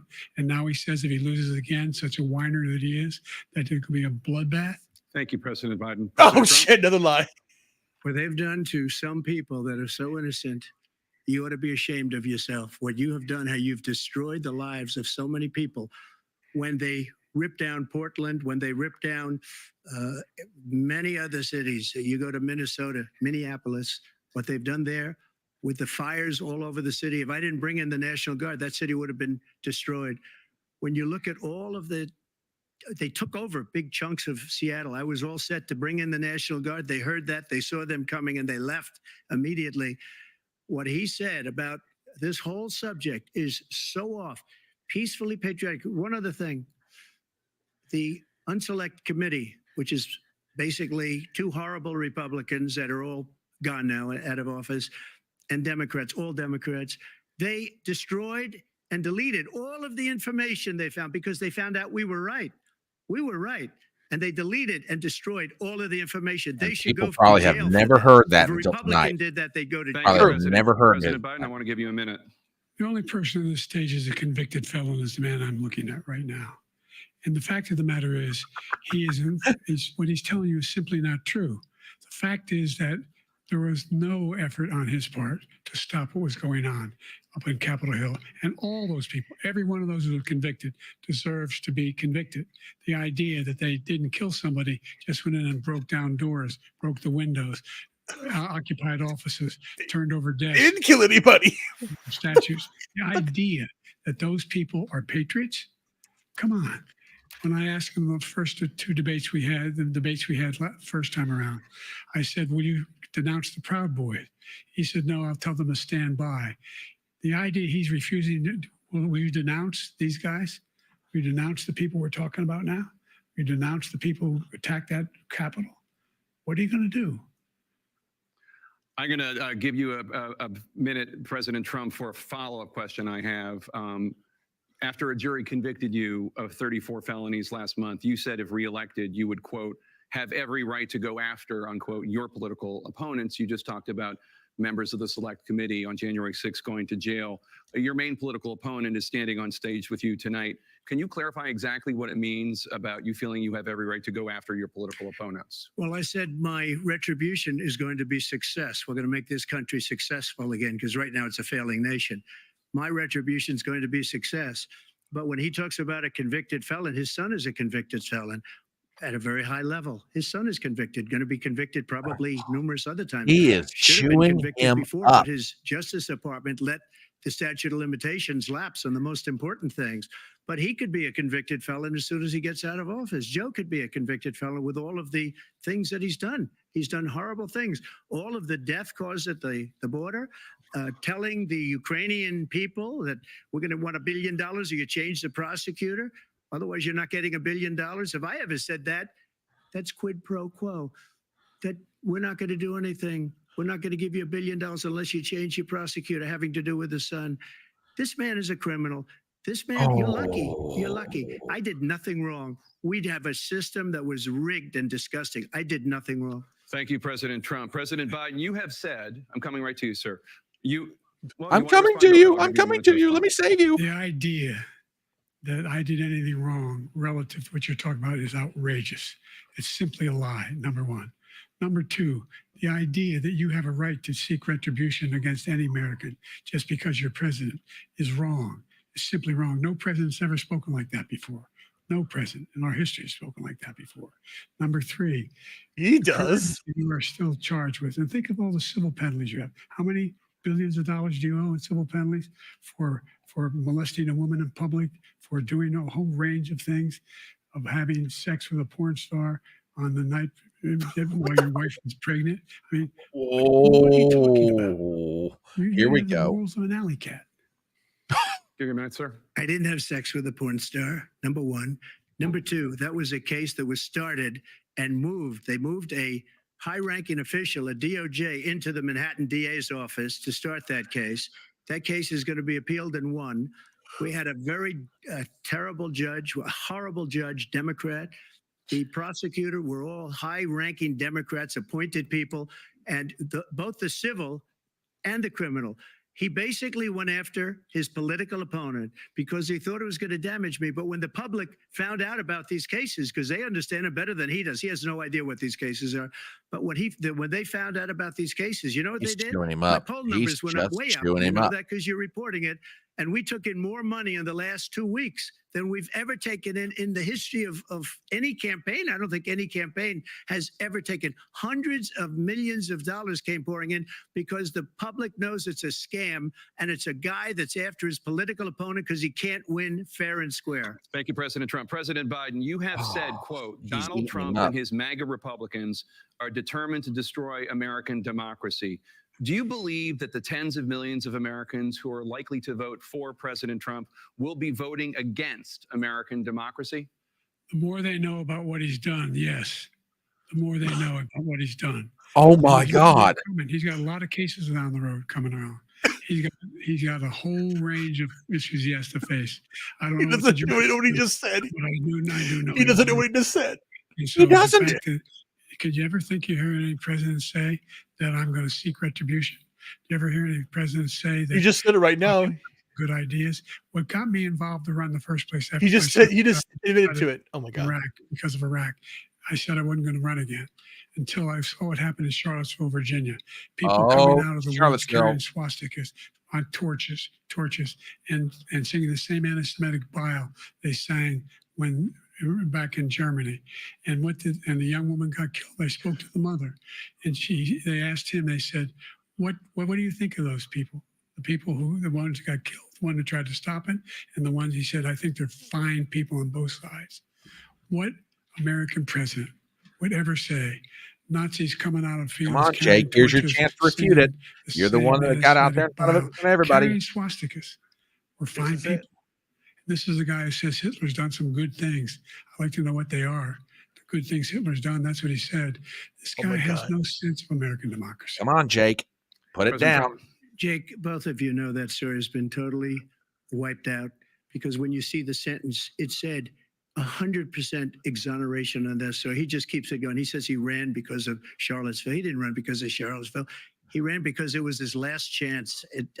He's not equipped to be president. You know it, and I know it. It's ridiculous. We have a debate. We're trying to justify his presidency. His presidency is, without question, the worst president, the worst presidency in the history of our country. That's it. Boom. Debate about it. There's nothing to debate. He made up the Charlottesville story, and you'll see it's debunked all over the place. Every reasonable anchor has debunked it. And just the other day, it came out. Tapper. It's a nonsense story. He knows that, and he didn't run because of Charlottesville. He used that as an excuse to run. President Biden. And debunked. It happened. All you have to do is listen to what was said at the time. Come on, Jake. And the idea you're the one that debunked it. Somehow that's the only reason I ran. I ran because I was worried a guy like this guy could get elected. If he thought they were good people coming out of that angry old Joe forest, carrying those woods, carrying those torches, then he didn't deserve to be president. Didn't deserve to be president at all. And the idea that he's talking about all this being fabricated. We saw with our own eyes. We saw what happened on January 6th. We saw the people breaking through the windows. We saw people occupying his own vice president. Look, there's a reason why 40 of his 44 top cabinet officers refused to endorse him this time. His vice president hasn't endorsed him this time. So why? I think Joe's going to start shouting here in a minute. I agree with you. Why are they not endorsing him? Thank you, President Biden. We're going to be right back with more from the CNN presidential debate. Okay, guys, we're going to take it down for some commentary. If you're just joining us, my name is Brian Trippett. I'm the Front Porch Conservative. This is my good buddy, Ruben Christopher Haynes. Okay, it's been a lively 45 minutes so far. Ruben, go. Trump is in the zone. Biden is lost. And that last action, everything, it's like Joe is like, all the news he's getting is what the mainstream thinks about happened like 6 months ago. But the majority of people think. And when he laid down that mistake of saying that, yes, the people who support MAGA are evil. He said that. He agreed. Yeah. And wanted to destroy America. Yeah. He said Biden. That. Biden. I'm trying to be as fair about this as I can. You guys in my audience know this. If you're not in my audience and you're here for the first time, I try to be as even-handed as I can be, even though y'all know where I stand on supporting people. Biden looks old. He looks tired. He's stumbling over his words. He looks like an angry old man yelling at kids to get off the lawn. He's slurring. And this guy had a week off to get ready for this. The facial reactions alone make him look even worse. Yeah. That split screen that CNN's running right now is killing Biden, among other things. Yeah. This is incredible. I tell you what, if the stories are true about a move afoot to decide, do we need to get rid of Joe? Unless he seriously improves in the second half of this thing, it's like going to pick up speed right now. Yeah, he looks confused. He's like, I'm sorry. I mean, I'm trying to be as objective about this as I possibly can, but I can't help it. I can't This even is do it. I awful. can't even. Yeah, it's awful. It's just awful. I mean, I think it was Gypsy who said this is elder abuse. For the love of God, get him off the stage. That's not too far from being the truth. This is atrocious. If the Democrats were thinking that giving him off the trail for 10 days was going to help, it ain't doing jack diddly right now. This is awful. Oh, my word. Ruben, do me real quick. Give a commercial. Where can people find you on social media if they're not subscribed to your channel? Find me on YouTube, Rumble, and X, Twitter, at Ruben Haynes. I'm also going to be doing on July 4th coming up, Haya Miller and myself, my future wife, and I are having a 4th of July celebration. And we're going to be more information to come. So follow me on Twitter regarding that. She'll be doing some painting, some singing, and we'll giving some history of the 4th of July. Thank you, sir. And real quick commercial for me. My name is Brian Trippett. I'm the Front Porch Conservative. I've got channels on YouTube and Rumble. Well, at least I've still got a channel at this point, I hope, on YouTube. But anyway, if you're not a subscriber to my channel, please give me a sub in both places. I would genuinely appreciate it. We are live streaming. This is just, well, okay. Okay, fair enough. I misquoted you on that, and my apologies. Yeah, I mean, he looks bad. He physically looks bad. He sounds awful.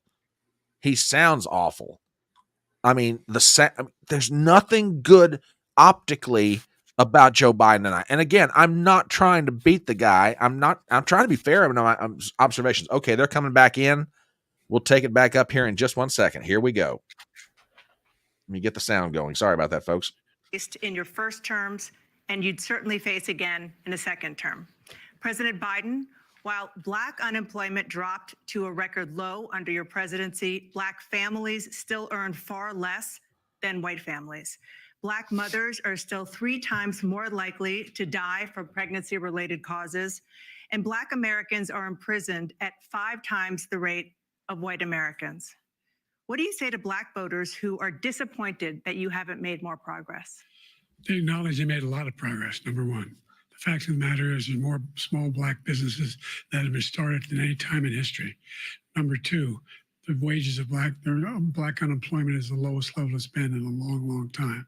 Number three, we're providing housing for Black Americans and dealing with the segregation that exists among these corporations that collude to keep people out of their houses. And in addition to that, we find that the impact on the choice that Black families have to make relative to childcare. He's searching for words. Incredibly difficult. When we did the first major piece of legislation in the past, I was able to reduce Black childcare costs. I cut them in half. We got to make sure we provide for child care costs. We got to make sure, because when you provide those child care protections, you increase economic growth because more people can be in the job market. So there's more to be done, considerably more to be done. But we've done a great deal so far, and I'm not letting up, and they know it. You have 49 seconds left. What do you say to Black voters who are disappointed with the progress so far? I say I don't blame them for being disappointed. Inflation is still hurting them badly. For example, I provided for the idea that any Black family, first-time home buyer, should get a $10,000 tax credit to be able to buy their first home so they can get started.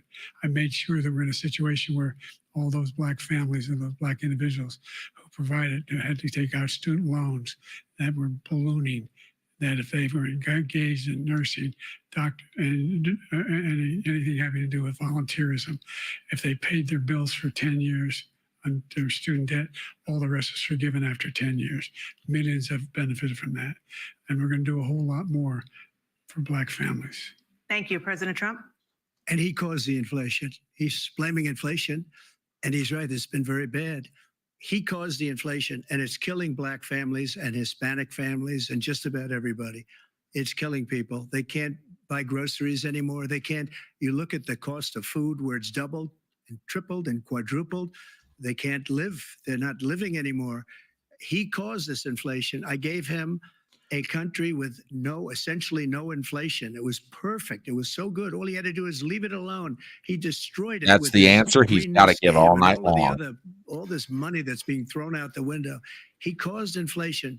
As sure as you're sitting there, the fact is that his big kill on the black people is the millions of people that he's allowed to come in through the border. They're taking black jobs now, and it could be 18, it could be 19, and even 20 million people. They're taking black jobs, and they're taking Hispanic jobs, and you haven't seen it yet, but you're going to see something that's going to be the worst in our history. Thank you. President Biden?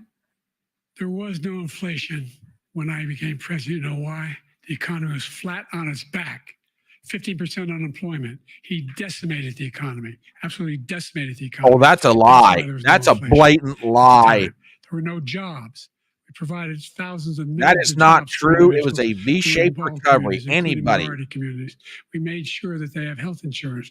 We have covered, the ACA has increased. I made sure that they're $8,000 per person in a family to get written off for the health care. But this guy wants to eliminate that. They tried 50 times. He wants to get rid of the ACA again, and they're going to try again if they win.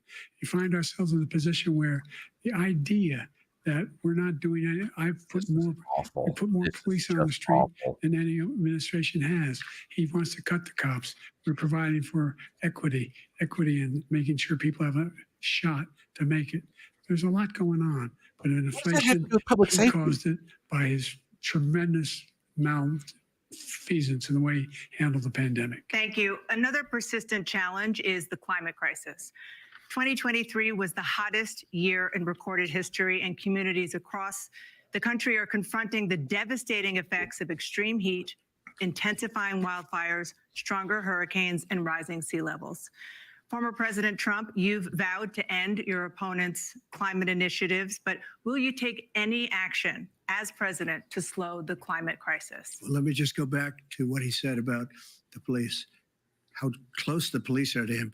Almost Ruben, I'll every be right police back. group in the nation from every state Be right back. is supporting Donald J. Trump. Almost every police group. And what he's done to the black population is horrible, including the fact that for 10 years he called them super predators. We can't, in the 1990s, we can't forget that. Super predators was his name. And he called it to them for 10, and they've taken great offense at it. And now they see it happening. But when they see what I did for criminal justice reform, for historically black colleges and universities, where I funded them and got them all funded, and the opportunity zones with Tim, as you know, Tim Scott was incredible. He did a great job, great senator from South Carolina. He came to me with the idea, and it was a great idea. It's one of the most successful economic development acts ever in the country, opportunity zones. And the biggest beneficiary are blacks. And that's why we have the best numbers with them in maybe ever. They're saying ever. I read this morning where ever, the best numbers. He's lost much of the black population because he's done a horrible job for black people. He's also done a horrible job for Hispanics. But wait till you see these millions of people pouring into our country, and they're going to take the jobs, and it's already started, and you haven't seen anything yet. It's a disaster. 38 seconds left. President Trump, will you take any action as president to slow the climate crisis? So I want absolutely immaculate clean water, and I want absolutely clean air. And we had it. We had H2O. We had the best numbers ever. And we were using all forms of energy, all forms, everything. And yet, during my 4 years, I had the best environmental numbers ever. And my top environmental people gave me that statistic just before I walked on the stage, actually. I don't know where the hell he's been. The only thing today that he said is true. I passed the most extensive climate change legislation in history.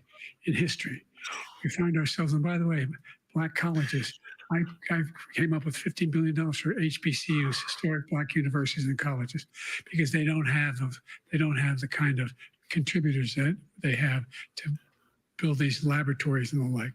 Any black student is capable in college of doing any white student can do. They just don't have the money, but now they'll be able to get those jobs in high tech. We're in a situation where the idea that he is claiming to have done something that had the cleanest water, He hadn't done a damn thing for the environment. He pulled out of the Paris Peace Accord, Climate Accord. I immediately joined it because if we reach and he didn't go to East Palestine after a whole year. no way back. The only existential threat to humanity is climate change, and he didn't do a damn thing about it. He wants to undo all that I've done. The Paris Accord was going to cost us $1 trillion, and China nothing, and Russia nothing, and India nothing.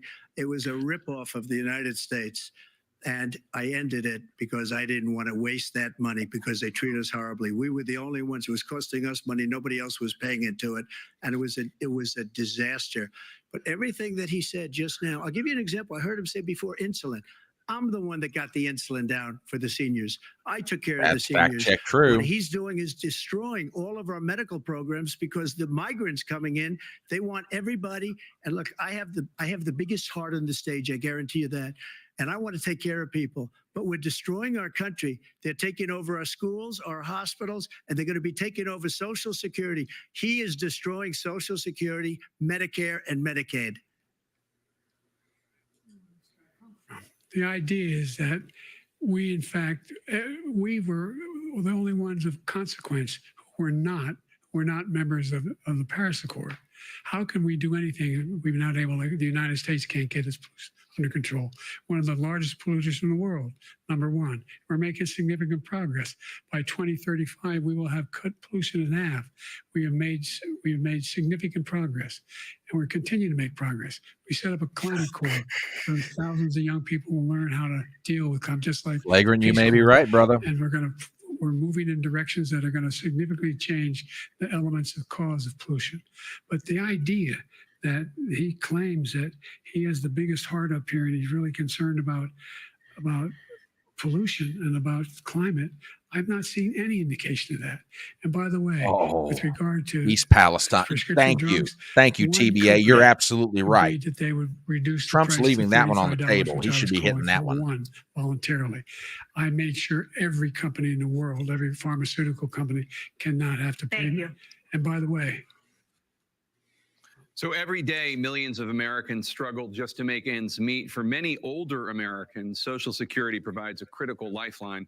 President Biden, if nothing is done to Social Security, seniors will see their benefits cut in just over 10 years. Will you name tonight one specific step that you're willing to take to keep Social Security solvent? yes, make the very wealthy begin to pay their fair share. Right now, everybody making under $170,000 pays 6% of their income, of their paycheck, every single time they get a paycheck from the time the first one they get when they're 18 years old. The idea that they're going to, I'm proposing that everybody, the millionaires pay 1%. 1%. So no one I would not raise the cost of Social Security for anybody under $400,000. After that, I began to make the wealthy begin to pay their fair share. Look at that expression on Trump's face. He's teeing it up. Guarantee the program for life. So you still have 82 seconds left. Are there any other measures that you think that would be able to help keep Social Security solvent, or is that one enough? Well, no, that one enough will keep it solvent. But the biggest thing I'll do if we defeat this man, because he wants to get oh my God. He thinks there's plenty this to cut Social Security. He's wanting to cut Social Security and Medicare both times. And that's what, and if you look at the program put forward by the House Republican, I've never seen anything quite like this. Supports is in fact want to cut it as well. The idea that we don't need to protect our seniors is ridiculous. And by the way, the American public has greater health care coverage today than ever before. And on the ACA, as I said, you're in a circumstance where he looks so tired. 40 million people not have insurance because they have a pre-existing condition. Only thing that allows them to have that insurance is the fact that they, in fact, are part of the ACA. And by the way, the other thing is we're in a situation where I talk about education for Black communities. I've raised the amount of money for Pell Grants by another $8,000. So anybody making under $70,000 a year are going to be able to get $15,000 towards their tuition. He just doesn't know what he's talking about. Thank you, President Biden. President Trump. So I've dealt with politicians all my life. I've been on this side of the equation for the last 8 years. I've never seen anybody lie like this guy. He lies. I've never seen it. He can look you in the face. They've got so many other things too. And we mentioned the laptop. We mentioned Russia, Ukraine. Everything he does is a lie. It's misinformation and disinformation. The losers and Turn it on him. story that he made Turned it on is him. a total lie on the military. It's a disgrace. But Social Security, he's destroying it because millions of people are pouring into our country and they're putting them onto Social Security. They're putting them onto Medicare, Medicaid. They're putting them in our hospitals. They're taking the place of our citizens. What they're doing to the VA, to our veterans, is unbelievable. Our veterans are living in the street and these people are living in luxury hotels. He doesn't know what he's doing. And it's really coming back. I've never seen such Look at that anger look, in that our split country screen. before. President It's Biden? just The idea that veterans are not being taken care of. I told you before. And by the way, when I said I sucker told you rules, before. he acknowledged after that he fired that general. That general got fired because he's the good one face. that's what he said. He didn't understand Donald Trump when he said it. Number one. Number two, the idea that we're going to be in a situation where all these millions and millions, the way he talks about it, illegal aliens are coming into the country and taking away our jobs. There's a reason why we have the fastest growing economy in the world. absolutely, The reason why we have absolutely the most right, successful Gypsy. economy in the world. We're doing better than any other nation in the world. And by the way, those 15 Nobel laureates he talked about being phony, those 15 Nobel laureates, economists, they all said that if Trump is reelected, we're likely to have a recession and inflation is going to Squinty increasingly go face. up. And by the way, worst president in history, 159 presidential scholars voted him the worst president in the history of the United States of America. President Biden, thank you so much. Let's turn to the Really? cost of child care, which Oh, many wow. American families struggle Holy to afford. cow. President Trump, both you and President Biden have tried to address this issue, but the average cost of child care in this country has risen to more than $11,000 a year per child. For many families, the cost of child care for 2 children is more than their rent. In your second term, what would you do to make child care more affordable? Just to go back, the general got fired because he was no good. And if he said that, that's why he made it up. But we have 19 people that said I didn't say it, and they're very highly respected, much more so than him. The other thing is, he doesn't fire people. He never fired people. I've never seen him fire anybody. I did fire a lot. I fired Comey because he was no good. I fired a lot of the top people at the FBI. Drained Look the at swamp. the expression They were no on good. Biden's Not face. easy to fire people. You'd pay a price for it, but they were no good. I inherited these people. I didn't put them there. I didn't put Comey there. He was no good. I fired him. This guy hasn't fired anybody. He never fires. He should have fired every military man that was involved with the Afghanistan horror show, the most embarrassing moment in the history of our country. He didn't fire. Did you fire anybody? Did you fire anybody that's on the border that's allowed us to have the worst border in the history of the world? Did anybody get fired for allowing 18 million people, many from prisons, many from mental institutions? Did you fire anybody looks that allowed our country to downbeaten. be destroyed? Joe, our country is being destroyed as you and I sit up here and waste a lot of time on this debate. This shouldn't be a debate. He's the worst president. He just said about me because I said it. But look, he's the worst president in the history of our country. He's destroyed our country. Now all of a sudden he's trying to get a little tough on the border. Uh-oh. He came out with a nothing deal, and it reduced it a little bit, like this much. It's insignificant. He wants open borders. He wants our country to either be destroyed or he wants to pick up those people as voters. And I don't think we just can't let it happen. If he wins this election, our country doesn't have a chance, not even a chance, of coming out of this rut. We probably won't have a country left anymore. That's how bad it is. He is the worst in history by far. Thank you, President Trump. President Biden? We're the most admired country in the world. We're the United States of America. There's nothing beyond our capacity. We have the finest military in the history of the world, the finest in the history of the world. No one thinks we're weak. No one wants to screw around with us. Nobody, number one. Number two, the idea that we're talking about worst presidents. I wasn't joking. Look it up or go online. 159 and 58, don't hold me the exact number, presidential historians, they've had meetings and they voted. This is terrible. He was the worst president in American history, one through best to worst. They said he was the worst in all of American history. That's a fact. That's not conjecture. He can argue they're wrong, but that's what they voted.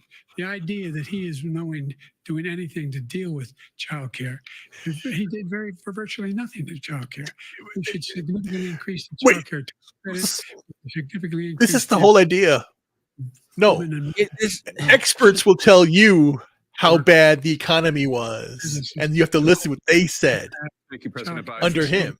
The question was about what would you do to make childcare more affordable, if you want to take your minute. Just so you understand, we have polling, we have other things that they rate him the worst because what he's done is so bad. And they rate me, I'll show you, I will show you. And they rate me one of the best, okay? And if I'm given another 4 years, I will be the best. I think I'll be the best. Nobody's ever created an economy like us. Nobody ever cut taxes like us. He's the only one I know. He wants to raise your taxes by 4 times. He wants to raise everybody's taxes by 4 times. He wants the Trump tax cuts to expire. So everybody, including the two of you, are going to pay 4 to 5 times. Nobody ever heard of this before. All my life, I'd grow up and I'd see politicians. I was worried about how he would perform under CNN's rules. At all these companies, he's outperformed. He's chewing them up, spitting them out. He's the master. He's the master. Yeah, he's commanding. He commands the room. I don't know if you saw this, but this is up in Connecticut. He's increased the tariff. He will increase the taxes on middle class people. I said I'd never raise the tax on anybody making less than $400,000. I didn't. But this tariff is 10% tariffs. Everything coming into the country, you know what the economists say? That's going to cost the average American $2,500 a year more because they're going to have to pay the difference in food and all the things that were imported. Number two, he's in a situation where he talks about how he has not raised, he's somehow helped the middle class. Middle class have been devastated by you. Now you want a new tax cut of $5 trillion over the next 10 years, which is going to fundamentally bankrupt the country. You had the largest deficit of any president in American history, number one.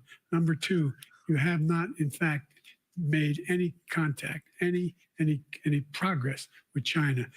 We are the lowest trade deficit with China since 2010. Thank you, President Biden. You lost. Thank you, President Biden. Let's discuss an epidemic impacting millions of Americans that both of you have made a top priority in your first term, the opioid crisis. And for both of you, the number of overdose deaths in this country has gone up. Under your term, it went up. Under your term, it has gone up.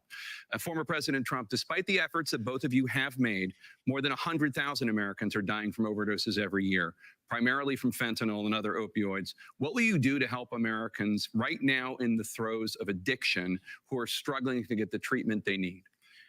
To finish up, we now have the largest deficit in the history of our country under this guy. We have the largest deficit with China. He gets paid by China. He's a Manchurian candidate. He gets money from China. Oh, no, don't go there. Don't do that. Don't do that. You're winning on points. But do you Stay away he from never that. took out my tariffs because we bring in so much money with the tariffs that I imposed on China. He never took them away. He can't because it's too much money. It's tremendous. And we saved our steel industries, and there was more to come, but he hasn't done that. But he hasn't cut the tariffs because he can't, because it's too much money. But he's got the largest deficit in the history of our country, and he's got the worst situation with China. China's going to own us if you keep allowing them to do what they're doing to us as a country. They are killing us as a country, Joe, and you can't let that happen. You're destroying our country. So, President Trump, you have 67 seconds left. The question was, what are you going to do to help Americans in the throes of addiction right now who are struggling to get the treatment they need? Jake, we were doing very well at addiction until the COVID came along. We had the 2.5, almost 3 years of like nobody's ever had before, any country, in every way. And then we had to get tough. And it was the drugs pouring across the border it started to increase. We got great equipment. We bought the certain dog. That's the most incredible thing that you've ever seen, the way they can spot it. We did a lot. And we were getting very low numbers, very low numbers. Weak answer. Then he came along. The numbers, have you seen the numbers now?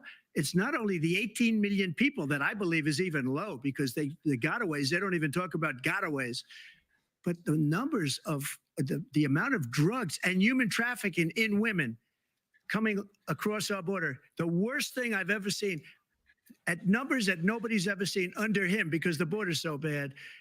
But the number of drugs coming across our border now is the largest we've ever had by far. President Trump, thank you. President Biden? Fentanyl and the byproducts of fentanyl went down for a while. And I wanted to make sure we use the machinery that can detect fentanyl, these big machines that roll over everything that comes across I agree the with border. this.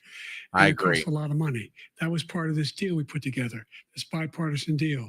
More fentanyl machines, more be able to detect drugs, more numbers of agents, more numbers of all the people at the border. And when we had that deal done, he called his Republican colleagues, said, "Don't do it. It's going to hurt me politically." No, he never argued it's not a good bill. It's a really good bill. We need those machines. We need those machines. And we're coming down very hard in every country in Asia in terms of precursors for fentanyl. And Mexico is working with us to make sure they don't have the technology to be able to put it together. That's what we have to do. We need those machines. Thank you, President Biden. President Trump, and again, the question is about Americans in the throes of addiction right now. Happer's getting struggling to get the frustrated. treatment they need. Well, because this does pertain to it. He ended Remain in Mexico. He ended catch and release. I made it catch and release in Mexico, not catch and release here.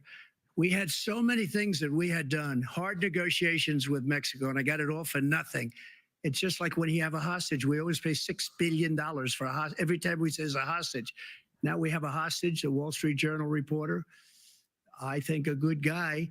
And he's over there because Putin is laughing at this guy, probably asking for billions of dollars for the reporter.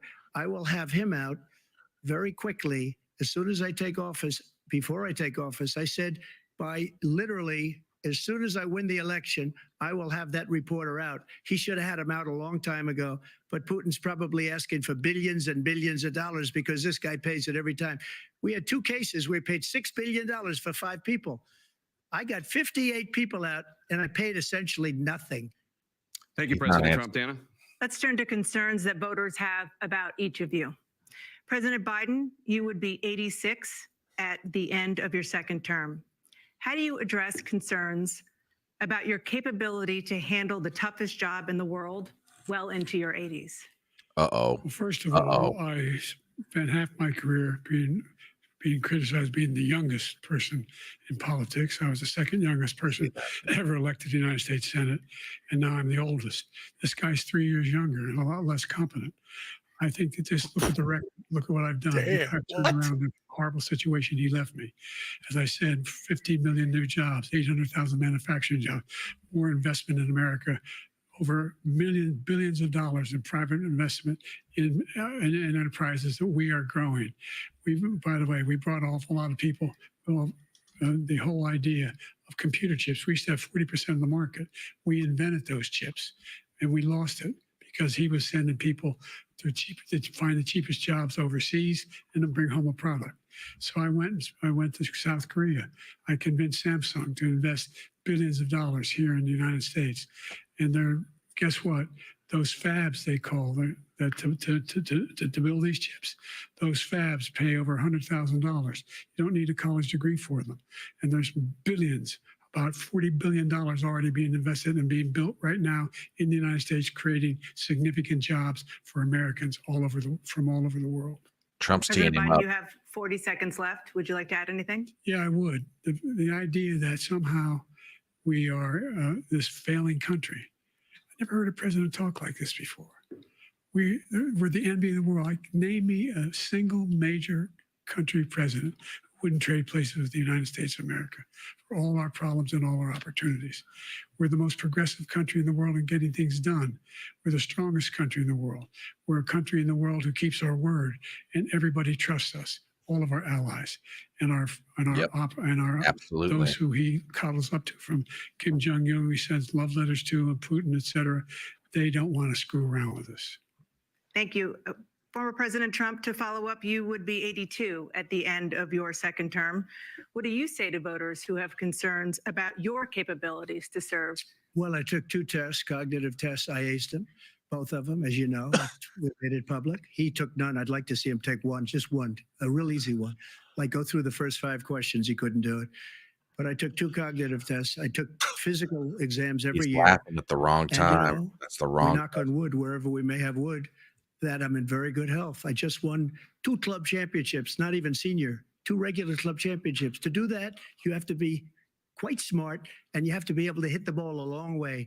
And I do it. He doesn't do it. He can't hit a ball 50 yards. He challenged me to a golf match.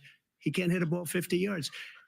I think I'm in very good shape. I feel that I'm as in good a shape as I was 25, 30 years ago. Actually, I'm probably a little bit lighter, but I'm in as good a shape as I was years ago. I feel very good. I feel the same.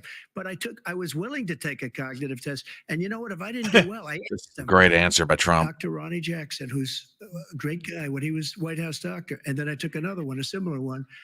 And both, This one of is them an said they've never absolutely seen great anybody answer. ace him. Thank you. President Biden? You can see he is 6'5" and only 223 pounds or 235 pounds. Well, you said 6'4", 200. Well, anyway, that's what anyway, just take a look at what he says he is and take a look at what he is. Look, Oh my God. Yes, with him. The reason I got my handicap. He screwed up the meme. Vice President. That down to a answer is 6. horrible. But by the way, I told you before, I'm happy to play golf if you carry your own bag. Think you can do it? That's the biggest lie. He's a 6 handicap of all. I was at 8 handicap. 8. But I have, you know how many? I've seen you swing. I know you swing. Let's not act like children. President Trump, we're going to turn Let's not act like children. to a specific concern that voters have about you. Will you pledge tonight that once all legal challenges have been exhausted, that you will accept the results of this election, regardless of who wins, and you will say right now that political violence in any form is unacceptable? Well, I shouldn't have to say that, but of course I believe that. It's totally unacceptable. And if you would see my statements that I made on Twitter at the time, and also my statement that I made in the Rose Garden, you would say it's one of the strongest statements you've ever seen. In addition to the speech I made in front of, I believe, the largest crowd I've ever spoken to. And I will tell you, nobody ever talks about that. They talk about a relatively small number of people that went to the Capitol, and in many cases were ushered in by the police. And as Nancy Pelosi said, it was her responsibility, not mine. She said that loud and clear. But the answer is, if the election is fair, free, and I want that more than anybody. And I'll tell you something. I wish he was a great president, because I wouldn't be here right now. I'd be at one of my many places enjoying myself. I wouldn't be under indictment because I wouldn't have been his political opponent, because he indicted me because I was his opponent. I wish he was a great president. I would rather have that. I wouldn't be here. I don't mind being here. But the only reason I'm here is he's so bad as a president that I'm going to make America great again. That's a great answer. Make America great again. That's a We're great failing answer. nation right now. We're a seriously failing nation. And we're a failing nation because of him. God, His he's policies chewing are him so up. bad. He's His just military chewing him up. policies are insane. They're insane. These are wars that will never end with him. He will drive us into World War III, and we're closer to World War III than anybody can imagine. We are very, very close to World War III, and he's driving us there. And Kim Jong-un and President Xi of China, Kim Jong-un of North Korea, all of these, Putin, they don't respect him. They don't fear him. They have nothing going with this gentleman, and he's going to drive us into World War III. You want a World War III, let him follow and win, and let Putin say, do what you want, NATO. Just do what you want. There's a thing called Article 5. An attack on one is attack on all, and required response. The idea, I can't think of a single major leader in the world who wouldn't trade places with the job I've done and what they've done. Because we are a powerful nation. We have wonderful peace. Because of the people, not me. It's because of the American people. They're capable of anything, and they step up when they're needed. And right now, we're needed. We're needed to protect the world because of our own safety is at stake. And again, you want to have a war, just let Putin go ahead and take Kyiv, make sure they move on, see what happens in Poland, Hungary, and other places along that border. Putin has said he doesn't want to go into President Trump, Europe. as I come back to you for a follow-up, the question was, will you accept the results of this election, regardless of who wins? Just to finish what he said, if I might, Russia, they took a lot of land from Bush. They took a lot of land from Obama and Biden. They took no land, nothing from Trump, nothing. He knew not to do it.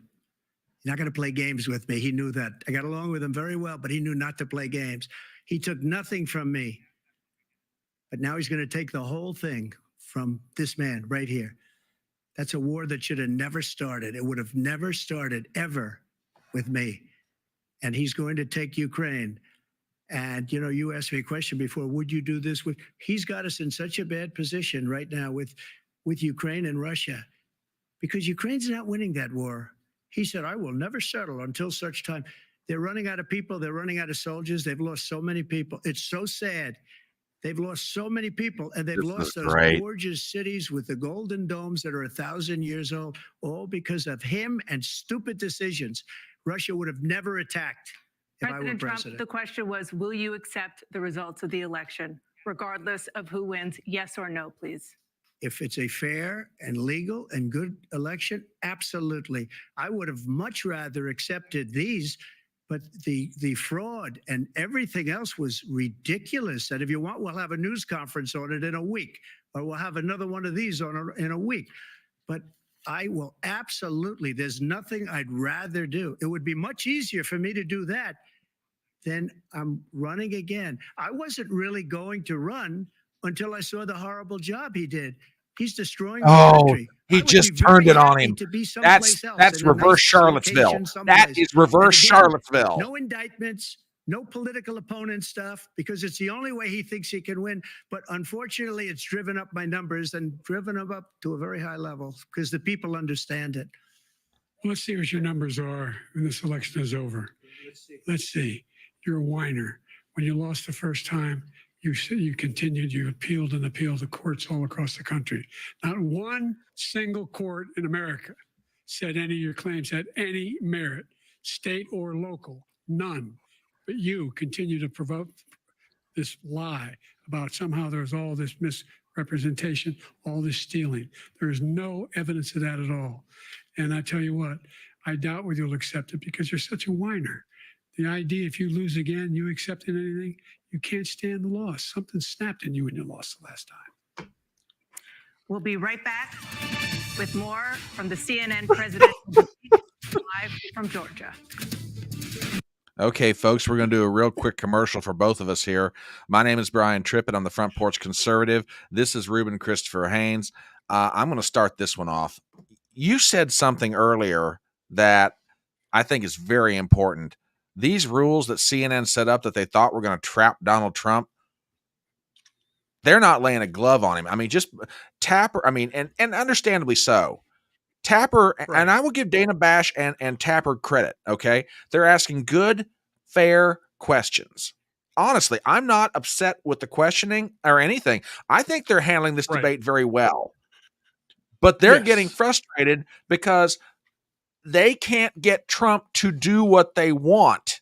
He's turning all these questions around and he's turning them into attacks on Biden, and Biden can't. It's like watching a guy dance, like an old Western where you're watching a guy dance to the bullets on the ground in front of him. Yeah, basically. I mean, everything he's doing. Go ahead. No, you're exactly correct. And the zingers that Trump is laying down are off. And they're zingers, even though he's laying them out not as quips when it happened. He'll give the after effect, and that they're not muting him, so it's coming off and very clear. So Trump knows how to work a room. Well, and the other thing is, I think the best answer that Trump gave on, I mean, there's a lot of great moments for Trump tonight, and I think it was up in Connecticut who said that according to Frank Luntz's polling, he's doing simultaneous polling while it's going on, is that many people are saying, well, Biden may not be wrong on the policy, but the presentation's awful. This is much, if that is the case, the historical analogy that immediately comes to my mind is 1960. If you listen to it on the radio, everybody thinks Nixon won. If you watch it on TV, they think Kennedy won. And if presentation is what this is coming down to in the minds of voters, or appearance or optics, then Biden's got huge problems tonight. But the best answer I think Trump gave is what I'm calling reverse Charlottesville. If he were doing a good job, I wouldn't run. Remember what Biden's justification for running? I saw what he did at Charlottesville and I knew I had to run. Well, guess what? Here's reverse Charlottesville. If you were doing a good job, I wouldn't have to run again. That's a great answer. Just great. Yep. Yeah, because that's the one thing that I admire President Trump for, is because MAGA, make America great again. Very simple, and it has no right or left meaning. It's what we all want. We want America. We want America. As I'm always very strong about, it's America and Americans. We come together, a melting pot, and I want some good food, some good stew, with everyone coming together and making the world greater. That's what it is, and Trump's doing it. And I don't like this whole segregation stuff. Yeah. All right, real quick before they come back up, I'm real quick commercial. My name is Brian Trippett on the Front Porch Conservative. I have channels on Rumble and YouTube. Please subscribe to both. Ruben, where can people find you on social media? At Ruben Haynes all over. REUBENHAYNES right here. Ruben Haynes. You see it right there. All right, we're soon to be going into the last segment of this debate. All right, they are coming back in. And folks, here we go. A coin toss. We're going to begin with you, President Biden. Closing you have statement. 2 minutes. We've made significant progress from the debacle that was left by President Trump in his last term. We find ourselves in a situation where, number one, we have to make sure that we have a fair tax system. I ask anyone out there in the audience, or anyone out watching this debate, do you think the tax system is fair? The fact is that I said nobody even making under $400,000 had a single penny increase in their taxes, and will not. And if I'm reelected, that'll be the case again. But this guy has increased your taxes because of the deficit. Number one, he's increased inflation because of the debacle he left after the way he handled the pandemic. And he finds himself in a position where he now wants to tax you more by putting a 10% tariff on everything that comes into the United States of America. What I did, for example, he wants to get rid of the ability of Medicare for the ability us to be able to negotiate drug prices with the big pharma companies. Well, guess what? We got it down to $35 for insulin instead of $400. No more than $2,000 for every senior, no matter how much prescription they need. You know what that did? That reduced the federal debt by $160 billion over 10 years, because the government doesn't have to pay the exorbitant prices. I'm going to make that available to every senior all along. It's happening now, and everybody in America. He wants to get rid of that. I'm going to make sure that we have child care. We're going to significantly increase the credits people have for child care. I'm going to make sure we do something about what we're doing on lead pipes and all the things that are causing health problems for people across the country. We're going to continue to fight to bring down inflation and give people a break. Thank you, President Biden. President Trump, you now have 2 minutes for your closing statement. Like so many politicians, this man is just a complainer. He said, we want to do this, we want to do that, we want to get rid of this tax, that tax. But he doesn't do anything. All he does is make our country unsafe by allowing millions and millions of people to pour in. Our military doesn't respect him. We look like fools in Afghanistan. We didn't stop Israel. It was such a horrible thing that would have never happened. It should have never happened. Iran was broke. Anybody that did business with Iran, including China, they couldn't do business with the United States. They all passed. Iran was broke. They had no money for Hamas or Hezbollah, for terror, no money whatsoever. Again, Ukraine should have never happened. He talks about all this stuff, but he didn't do it. For 3.5 years, we're living in hell. We have the Palestinians and we have everybody else rioting all over the place. You talk about Charlottesville. This is 100 times Charlottesville, 1,000 times. The whole country is exploding because of you, because they don't respect you, and they have to respect their president, and they don't respect you throughout the world. What we did was incredible. We rebuilt the military. We got the largest tax cut in history, the largest regulation cut in history. The reason he's got jobs is because I cut the regulations that gave jobs, but he's putting a lot of those regulations back on. All of the things that we've done, nobody's never seen anything like, even from a medical standpoint, right to try, where we can try space-age materials instead of going to Asia or going to Europe and trying to get, when you're terminally ill, Now you can go and you can get something. You sign a document. They've been trying to get it for 42 years. But you know what we did for the military was incredible. Choice for our soldiers, where our soldiers, instead of waiting for 3 months to see a doctor, can go out and get themselves fixed up and readied up and take care of themselves, and they're living. And that's why I had the highest approval rating in the history of the VA. So all of these things, we're in a failing nation, but it's not going to be failing anymore. We're going to make it great again. Thank you, former President Trump, President Biden. Stay with us because we have full analysis of this debate. Anderson Cooper and Aaron Burnett starts now on CNN. Okay, I'm going to go Watch as ahead a and nation now, the take it down at this point. What's going to happen? Are they going to walk? Wait, did they walk off? They're still standing there. And okay, it just faded to black. Okay, all the networks are picking up their coverage again. Okay. Folks, if you are just joining in, this is now post-debate coverage. My name is Brian Trippett. I'm the Front Porch Conservative. I'm joined by my good buddy, Ruben Christopher Haynes. We have just watched an extraordinary display, and I use that word advisedly. I'll get into more of what I mean with that. Ruben, I'll let you start it. Brother, start to finish, what did you see? We have seen 1960 all over again. The first time a televised debate was held, and you had a distinction of radio, the old way of doing things, and the new way being television. Now, here in 2024,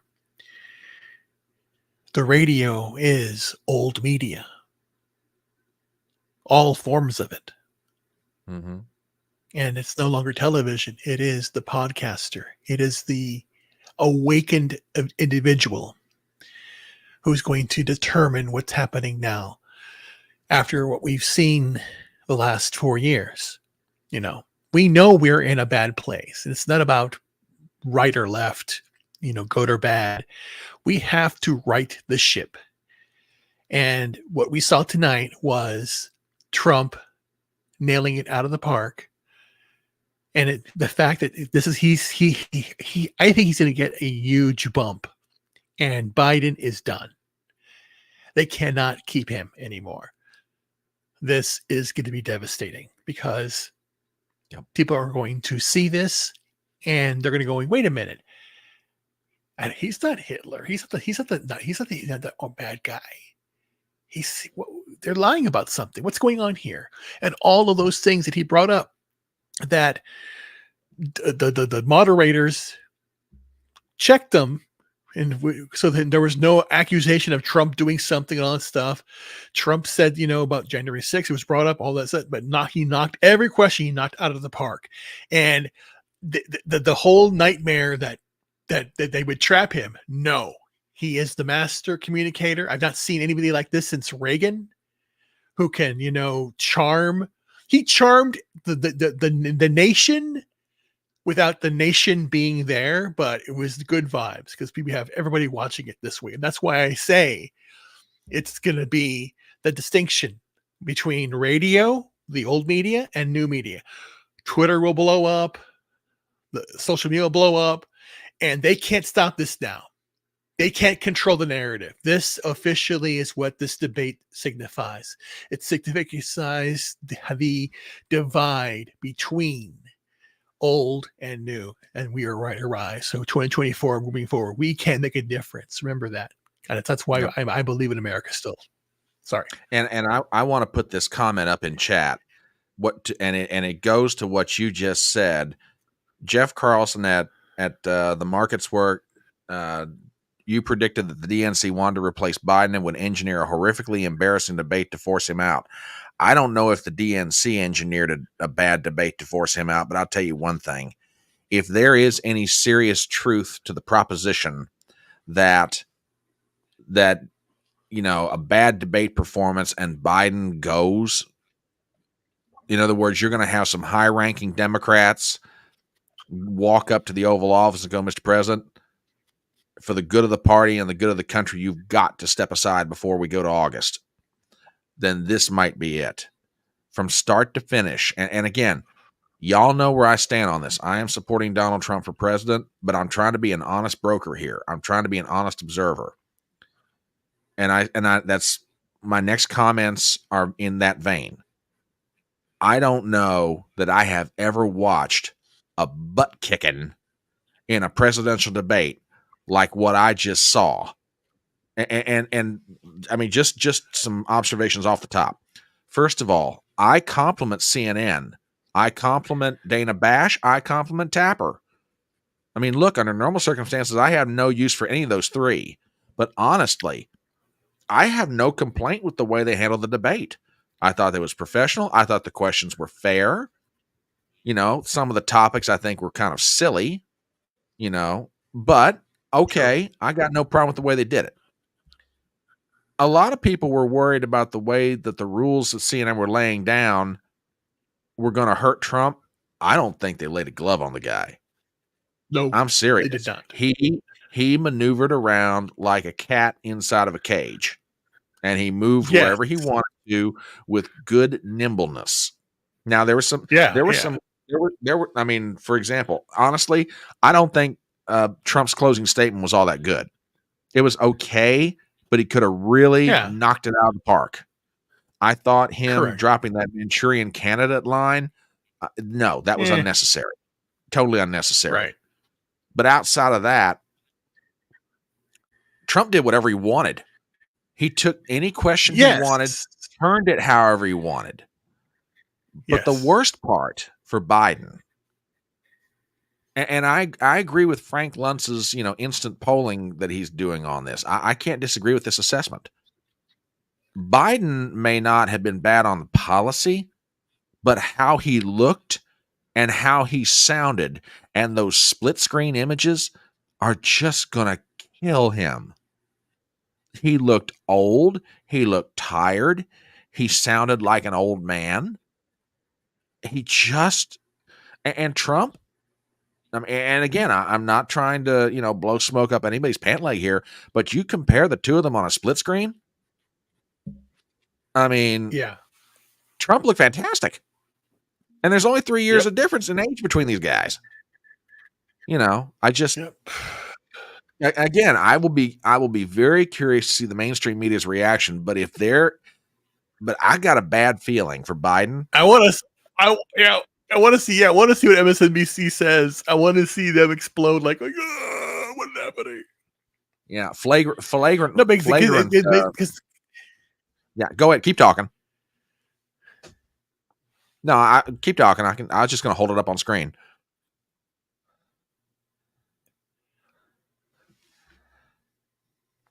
Can you hear me? Yeah, I can hear you. Go ahead. You're fine. Oh, Ruben, you okay? Yeah, we're having internet issues, I think. Okay. Well, let me know when you can hear me or when you're back up. But yeah, I agree with Flagrant on this one. You know, this was humiliating for Biden. I mean, honestly, they should have stopped the debate about 45 minutes in because he was out of his league. He was out of his league. You know. Yeah, and I can agree with that perspective. I mean, you know, there were moments that, you know, Trump would give an answer wasn't really all that good, but then again, when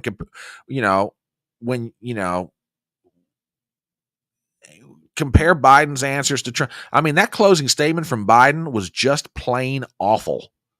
I mean, he's giving a laundry list. Is the tax system fair? Insulin, childcare, lead pipes? We're talking about lead pipes? I mean, he's not, in that closing statement, he did not address any single major issue at the top of the top 5 things voters are concerned about. Immigration, border control, the economy, inflation, crime. He didn't touch any of them. TBA says over on Rumble, at least Trump's answers were coherent. Yeah, I absolutely agree with that. I absolutely agree. Ruben, you back? Can you hear me? Ruben. Yeah, I can hear you. Can you hear me? Yeah, I can hear you fine. Okay, go ahead. Go ahead, brother. No, I'm just saying that it just, I am just, like I said, I'm just sweet. This is the pivotal moment in American history in regards to what happened here. It's like, the good thing there is no filter, because again, there's nothing they can do now. It's out there. If people were interested and they saw it, these are your two contenders. Who do you choose? And it's gonna basically this is the wake up moment that they're gonna do. Something. You do something. I will be very interested to see not necessarily the overnight snap polling, but I'll be interested to see polling that rolls out in the next 7 to 10 days. I really will, because I don't think Trump's going to get a huge bump out of this, but if there's momentum, oh my goodness, wait a minute, Ruben, hey, check this out. Holy cow. If that's true, if that is true, and up in Connecticut, I'm not doubting a thing you're telling me here. And for the record, I may not like John King, but I think he's a reasonable reporter. If what John King is reporting is true, there's going to be some serious soul searching in the next 72 to 96 hours inside the Democrat Party. Somebody's going to take a stroll up to the White House and talk to Biden. If that is true, then my God, Ruben, we could be heading for an open convention in August. Like I said, 2024 is going to be an exciting year. Oh boy, and people had no idea how exciting it was going to get. Oh, holy shit! Okay. Now here's where it gets kind of like, what do you think, Brian? What do you think? Okay, where am I? Chicago. Yep. And everybody knows the history of DNC conventions in Chicago. God. Oh, hate to say it. Oh my God. I want to see what happens. Oh gosh. And TBA over on Rumble says Ohio just printed their ballots for November with Biden's name on them. Oh crap. Here we go. With or without? With Biden's name on them. Oh, they got it through. I'm telling you, I mean, look, and again, I'm trying to be as objective and as honest about this as I can, but that was just awful. Biden was terrible. Yeah, well, they should honestly, Gypsy, they should have declared a medical emergency to get Biden out of there. When they saw what was happening in the first 15 minutes, they should have declared medical emergency and pulled his butt. Right. Read the last paragraph. Okay, hang on. If you put one more post in here, I must have missed it. Hang on.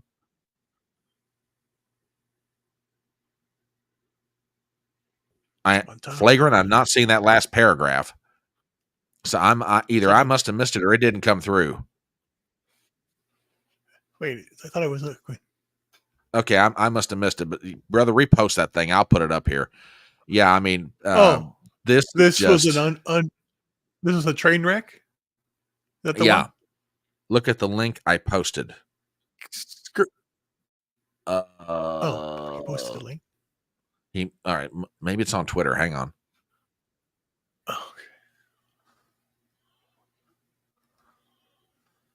Oh my God. What? Oh my God. You've got to see this, Ruben. Flagrant, brother, I promise I'm coming back to you on this. But Ruben, I got something here that's going to blow you. This will blow your socks off. This is Politico's headline. Now, keep in mind, we're talking Politico. Yeah, I know. Let me get hang on, Shy. I'm working on it, darling. What? This is the headline from Politico.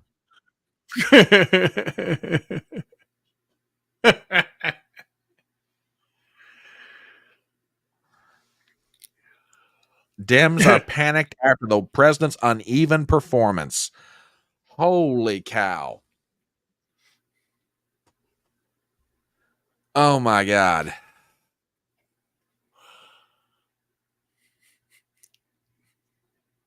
Well, okay, Gypsy, hang on a second. I'd like to address this, and I'm just doing this respectfully.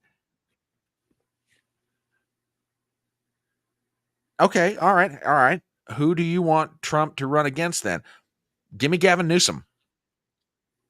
Give me Pritzker. Give me, the Wicked Witch of the Midwest, Whitmer. And here's why I'm saying that. According to Rich Barris, the People's Pundit, who does polling on this,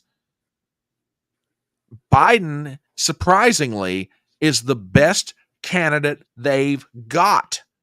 If you put Newsom in, you can kiss the Midwest goodbye, kiss the South goodbye. They're gone. I mean, he might have some marginal impact on Nevada, maybe some of the states surrounding California, but that's it. The Midwest is gone. All Trump has to do is start running commercials showing you what California looks like.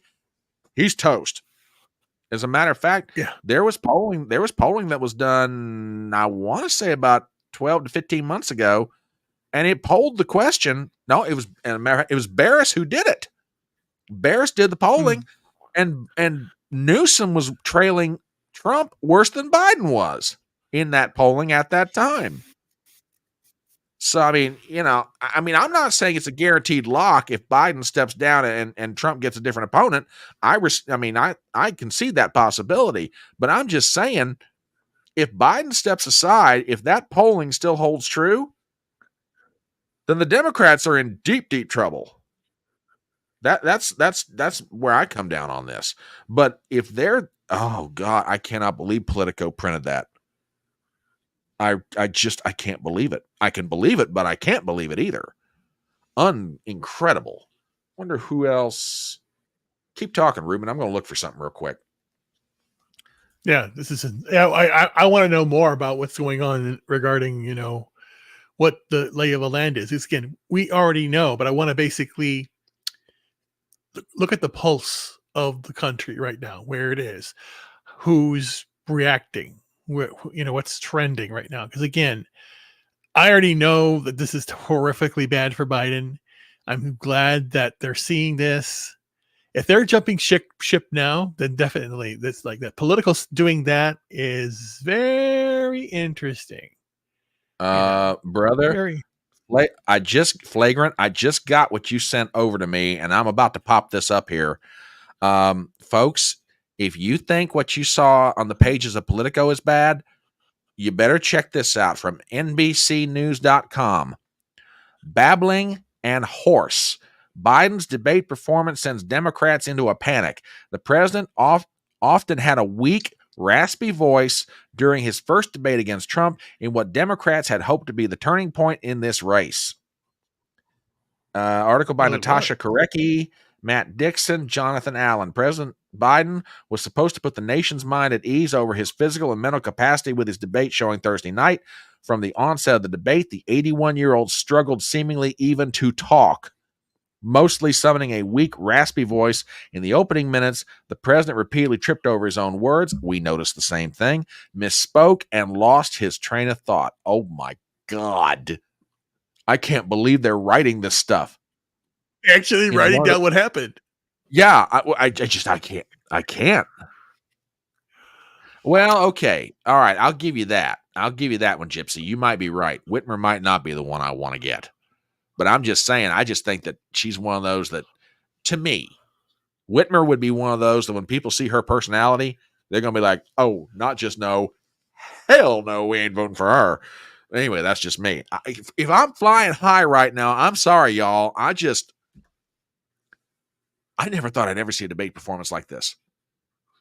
I'm serious. I never thought I'd ever see anything this bad. And worse yet, I can't believe the media is turning on Biden this fast. That's the part that's the most shocking. Normally, they're out there trying to prop up the Democrat if he has a bad night. Hell, they're sticking the knife in his back. Corey, you're absolutely right. This is incredible. Okay, Ruben.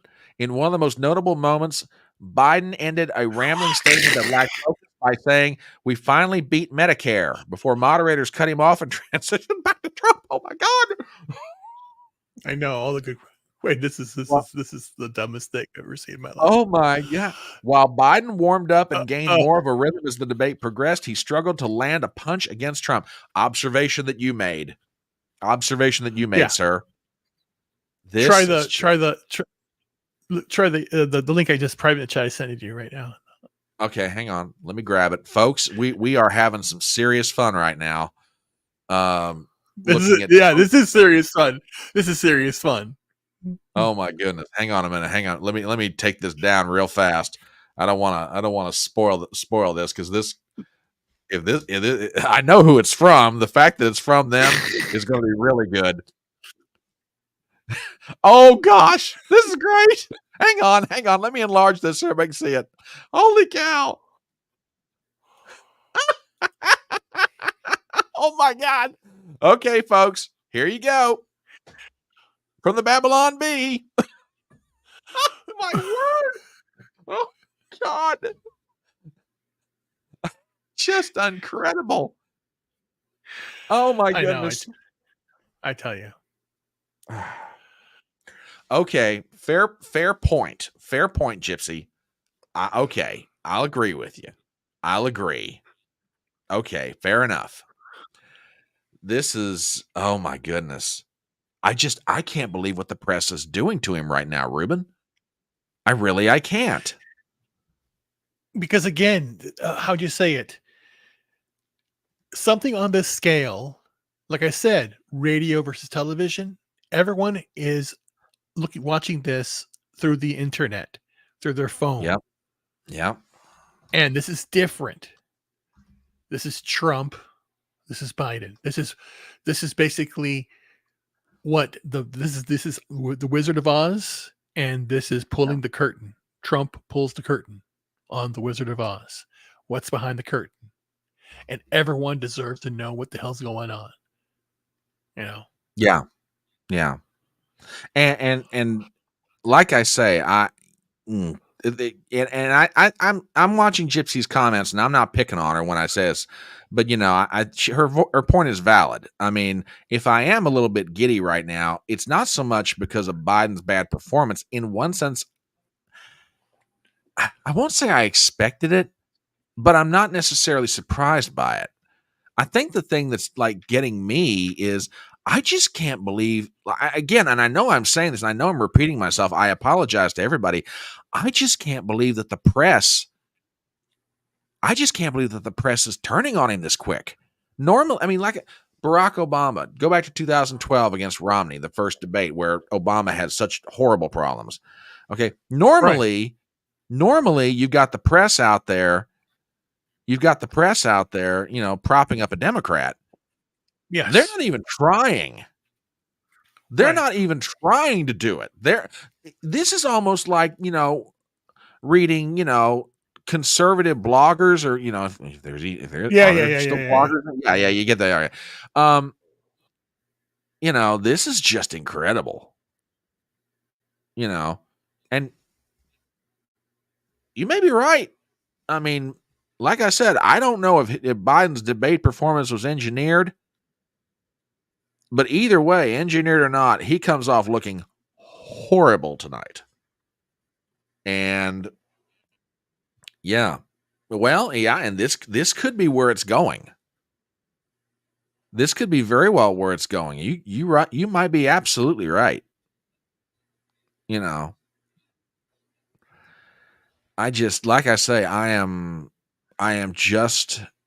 shocked on so many levels. The debate performance, okay, wasn't it? I mean, Ruben, this is the other part that gets me. They took him off the campaign trail, if I may use that term where Biden's concerned. They took him off the campaign trail for almost 10 days. I mean, he was. My God. Yeah, well, no, think about it for a minute. He's huddled up out at Camp David for a solid week. He did a vacation up at Rehoboth Beach for about 3 days. He was off the trail for almost 10 days. Yeah, but still, check out what I just posted. It's what just went live on CNN. Someone posted it. What happened? She said. So CNN saying this now. This something big is about to happen. I mean, huge. Okay, hang on a minute. I cannot believe we're gonna have. All right, let me get this pulled up. Hang on a second. One moment, folks. Okay, here we go. This is some post-debate commentary. I think John King. This is John King. Let's listen to what he's got to say. Anderson, this was a game-changing debate in the sense that right now, as we speak, there is a deep, a wide, and a very aggressive panic in the Democratic Party. It started minutes into the debate, and it continues right now. It involves party strategists, it involves elected officials, it involves fundraisers. And they're having conversations about the president's performance, which they think was dismal, which they think will hurt other people down the party in the ticket. And they're having conversations about what they should do about it. Some of those conversations include, should we go to the White House and ask the president to step aside? Other of the conversations are about, should prominent Democrats go public? Anderson. Holy cow. Holy cow. Not sure on that one. Not sure on that one at all. TBA asked the question, makes you wonder what the Democrats have up their sleeve now. That's a fair question. That is a very fair question. And, you know, I mean, Ruben, you're old. Well, you're old enough to remember this. August 1974. Barry Goldwater, John Rhodes of Arizona, the House Minority Leader, Hugh Scott, the Senate Minority Leader, go up to the White House. They walk into the Oval Office. Goldwater looks at Nixon and says, you can't stop the vote in the House on impeachment. And if it goes over to the Senate, you've got maybe 10 people who would vote against it, and I'm not one of them. 2 days later, Richard Nixon resigned. I mean, I'm going to ask you a question. I'll ask the question of chat. Okay. And again, up to now, I have been like almost dead set against this theory that no, they're not going to get rid of Biden. They're not going to replace him. It's impractical. It's almost theoretically impossible. I'm just ready to change my mind. I think I'm there. So, Ruben, are we about ready for somebody in the Democrat Party to walk up to Biden and go, stand down? Yeah, probably more likely. Yeah. Then we'll get Harris, which will be like, I cannot believe this crap. Well, and here becomes the $1 million question. And I think Gypsy's absolutely right. All right. You get rid of Biden. Who's the replacement? And that's and the Democrats have an enormous problem right now. How do you step over Kamala Harris? What are you going to do? Run her against Trump? Her poll numbers are worse than Biden's. But you can't get rid of her because you're going to have African Americans in the party. You're going to have African Americans in the party say you can't get rid of a black woman for president. What's the matter with you? You crazy? Michelle Obama has said she doesn't want it. Who knows? Maybe her mind gets changed after tonight. I have no idea. Maybe this is Michelle Charlottesville. Jeez, who knows? And fair point. Completely fair point, Gypsy. You know. Yeah, I mean, if Hillary has a new website, seriously? Really?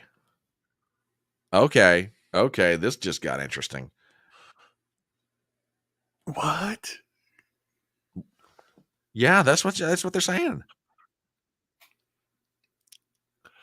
Yeah, I mean, oh gosh,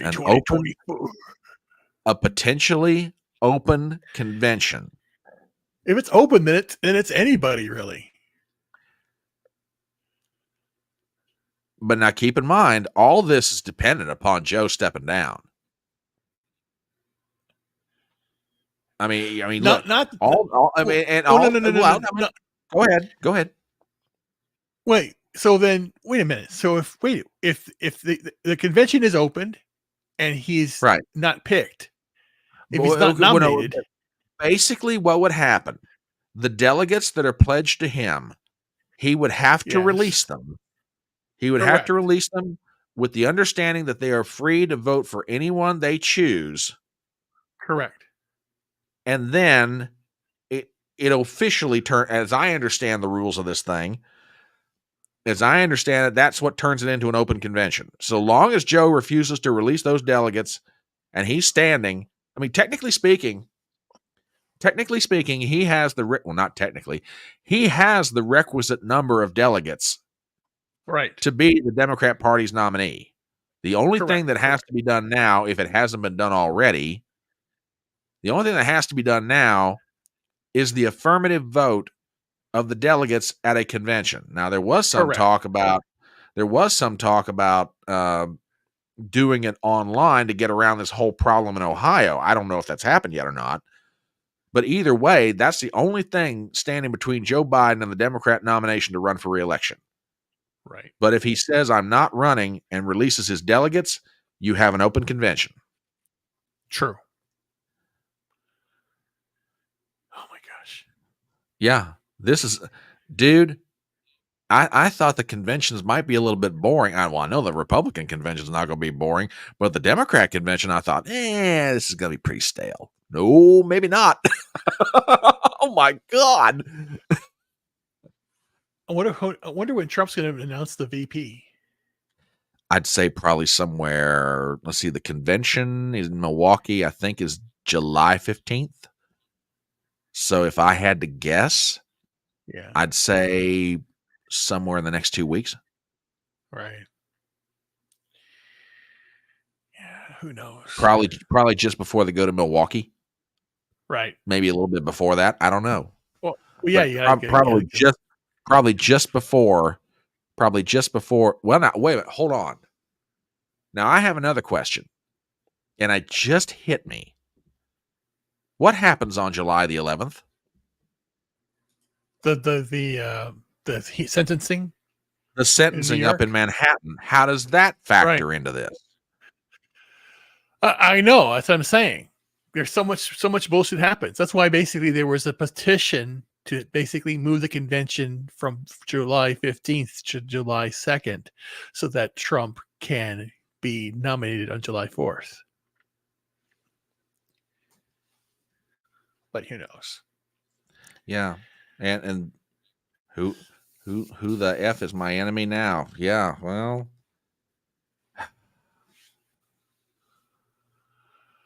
We're dealing with weirdos. Oh yeah. Yeah. Marshawn on July 11th. I mean, I tell you what, right now there are a bunch of moving parts in this whole thing. A bunch of them. Yep. There's a man. I tell you what, this is about to get people already memeing it. The Trump quote, where I really don't think what he said at the end of that sentence. I don't even think he knows what he said either.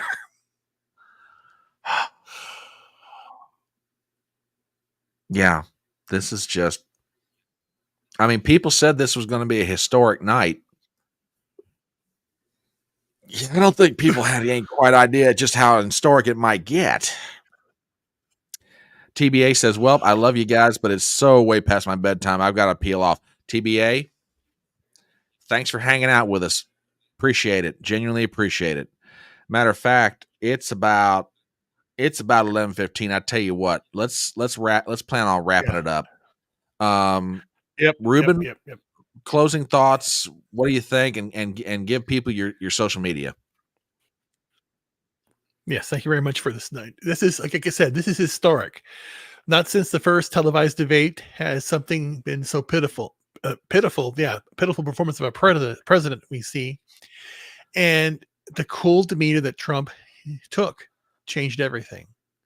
Yep. So, again, who knows what's going to happen? Again, be on the lookout for something big to come down the pike very, very soon. Who knows? Follow me on Rumble, YouTube, X.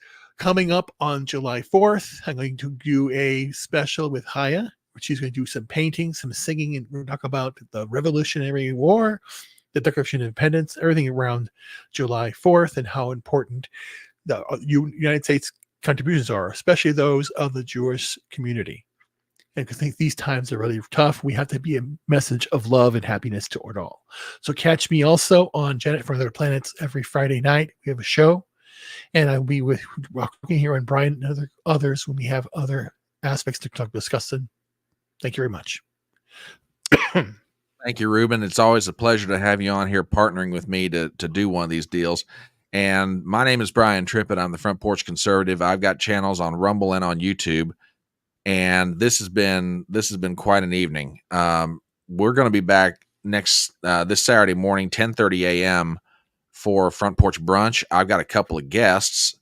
One of them is documentarian Eric Abinante, and at 3:30 will be Darius Simpson is coming back on the channel for a visit, and Eric's going to be with me at 12:30. So it's going to be a interesting and a fun day. So, folks, thank you so much for being with us tonight. Thank you for all the comments in chat.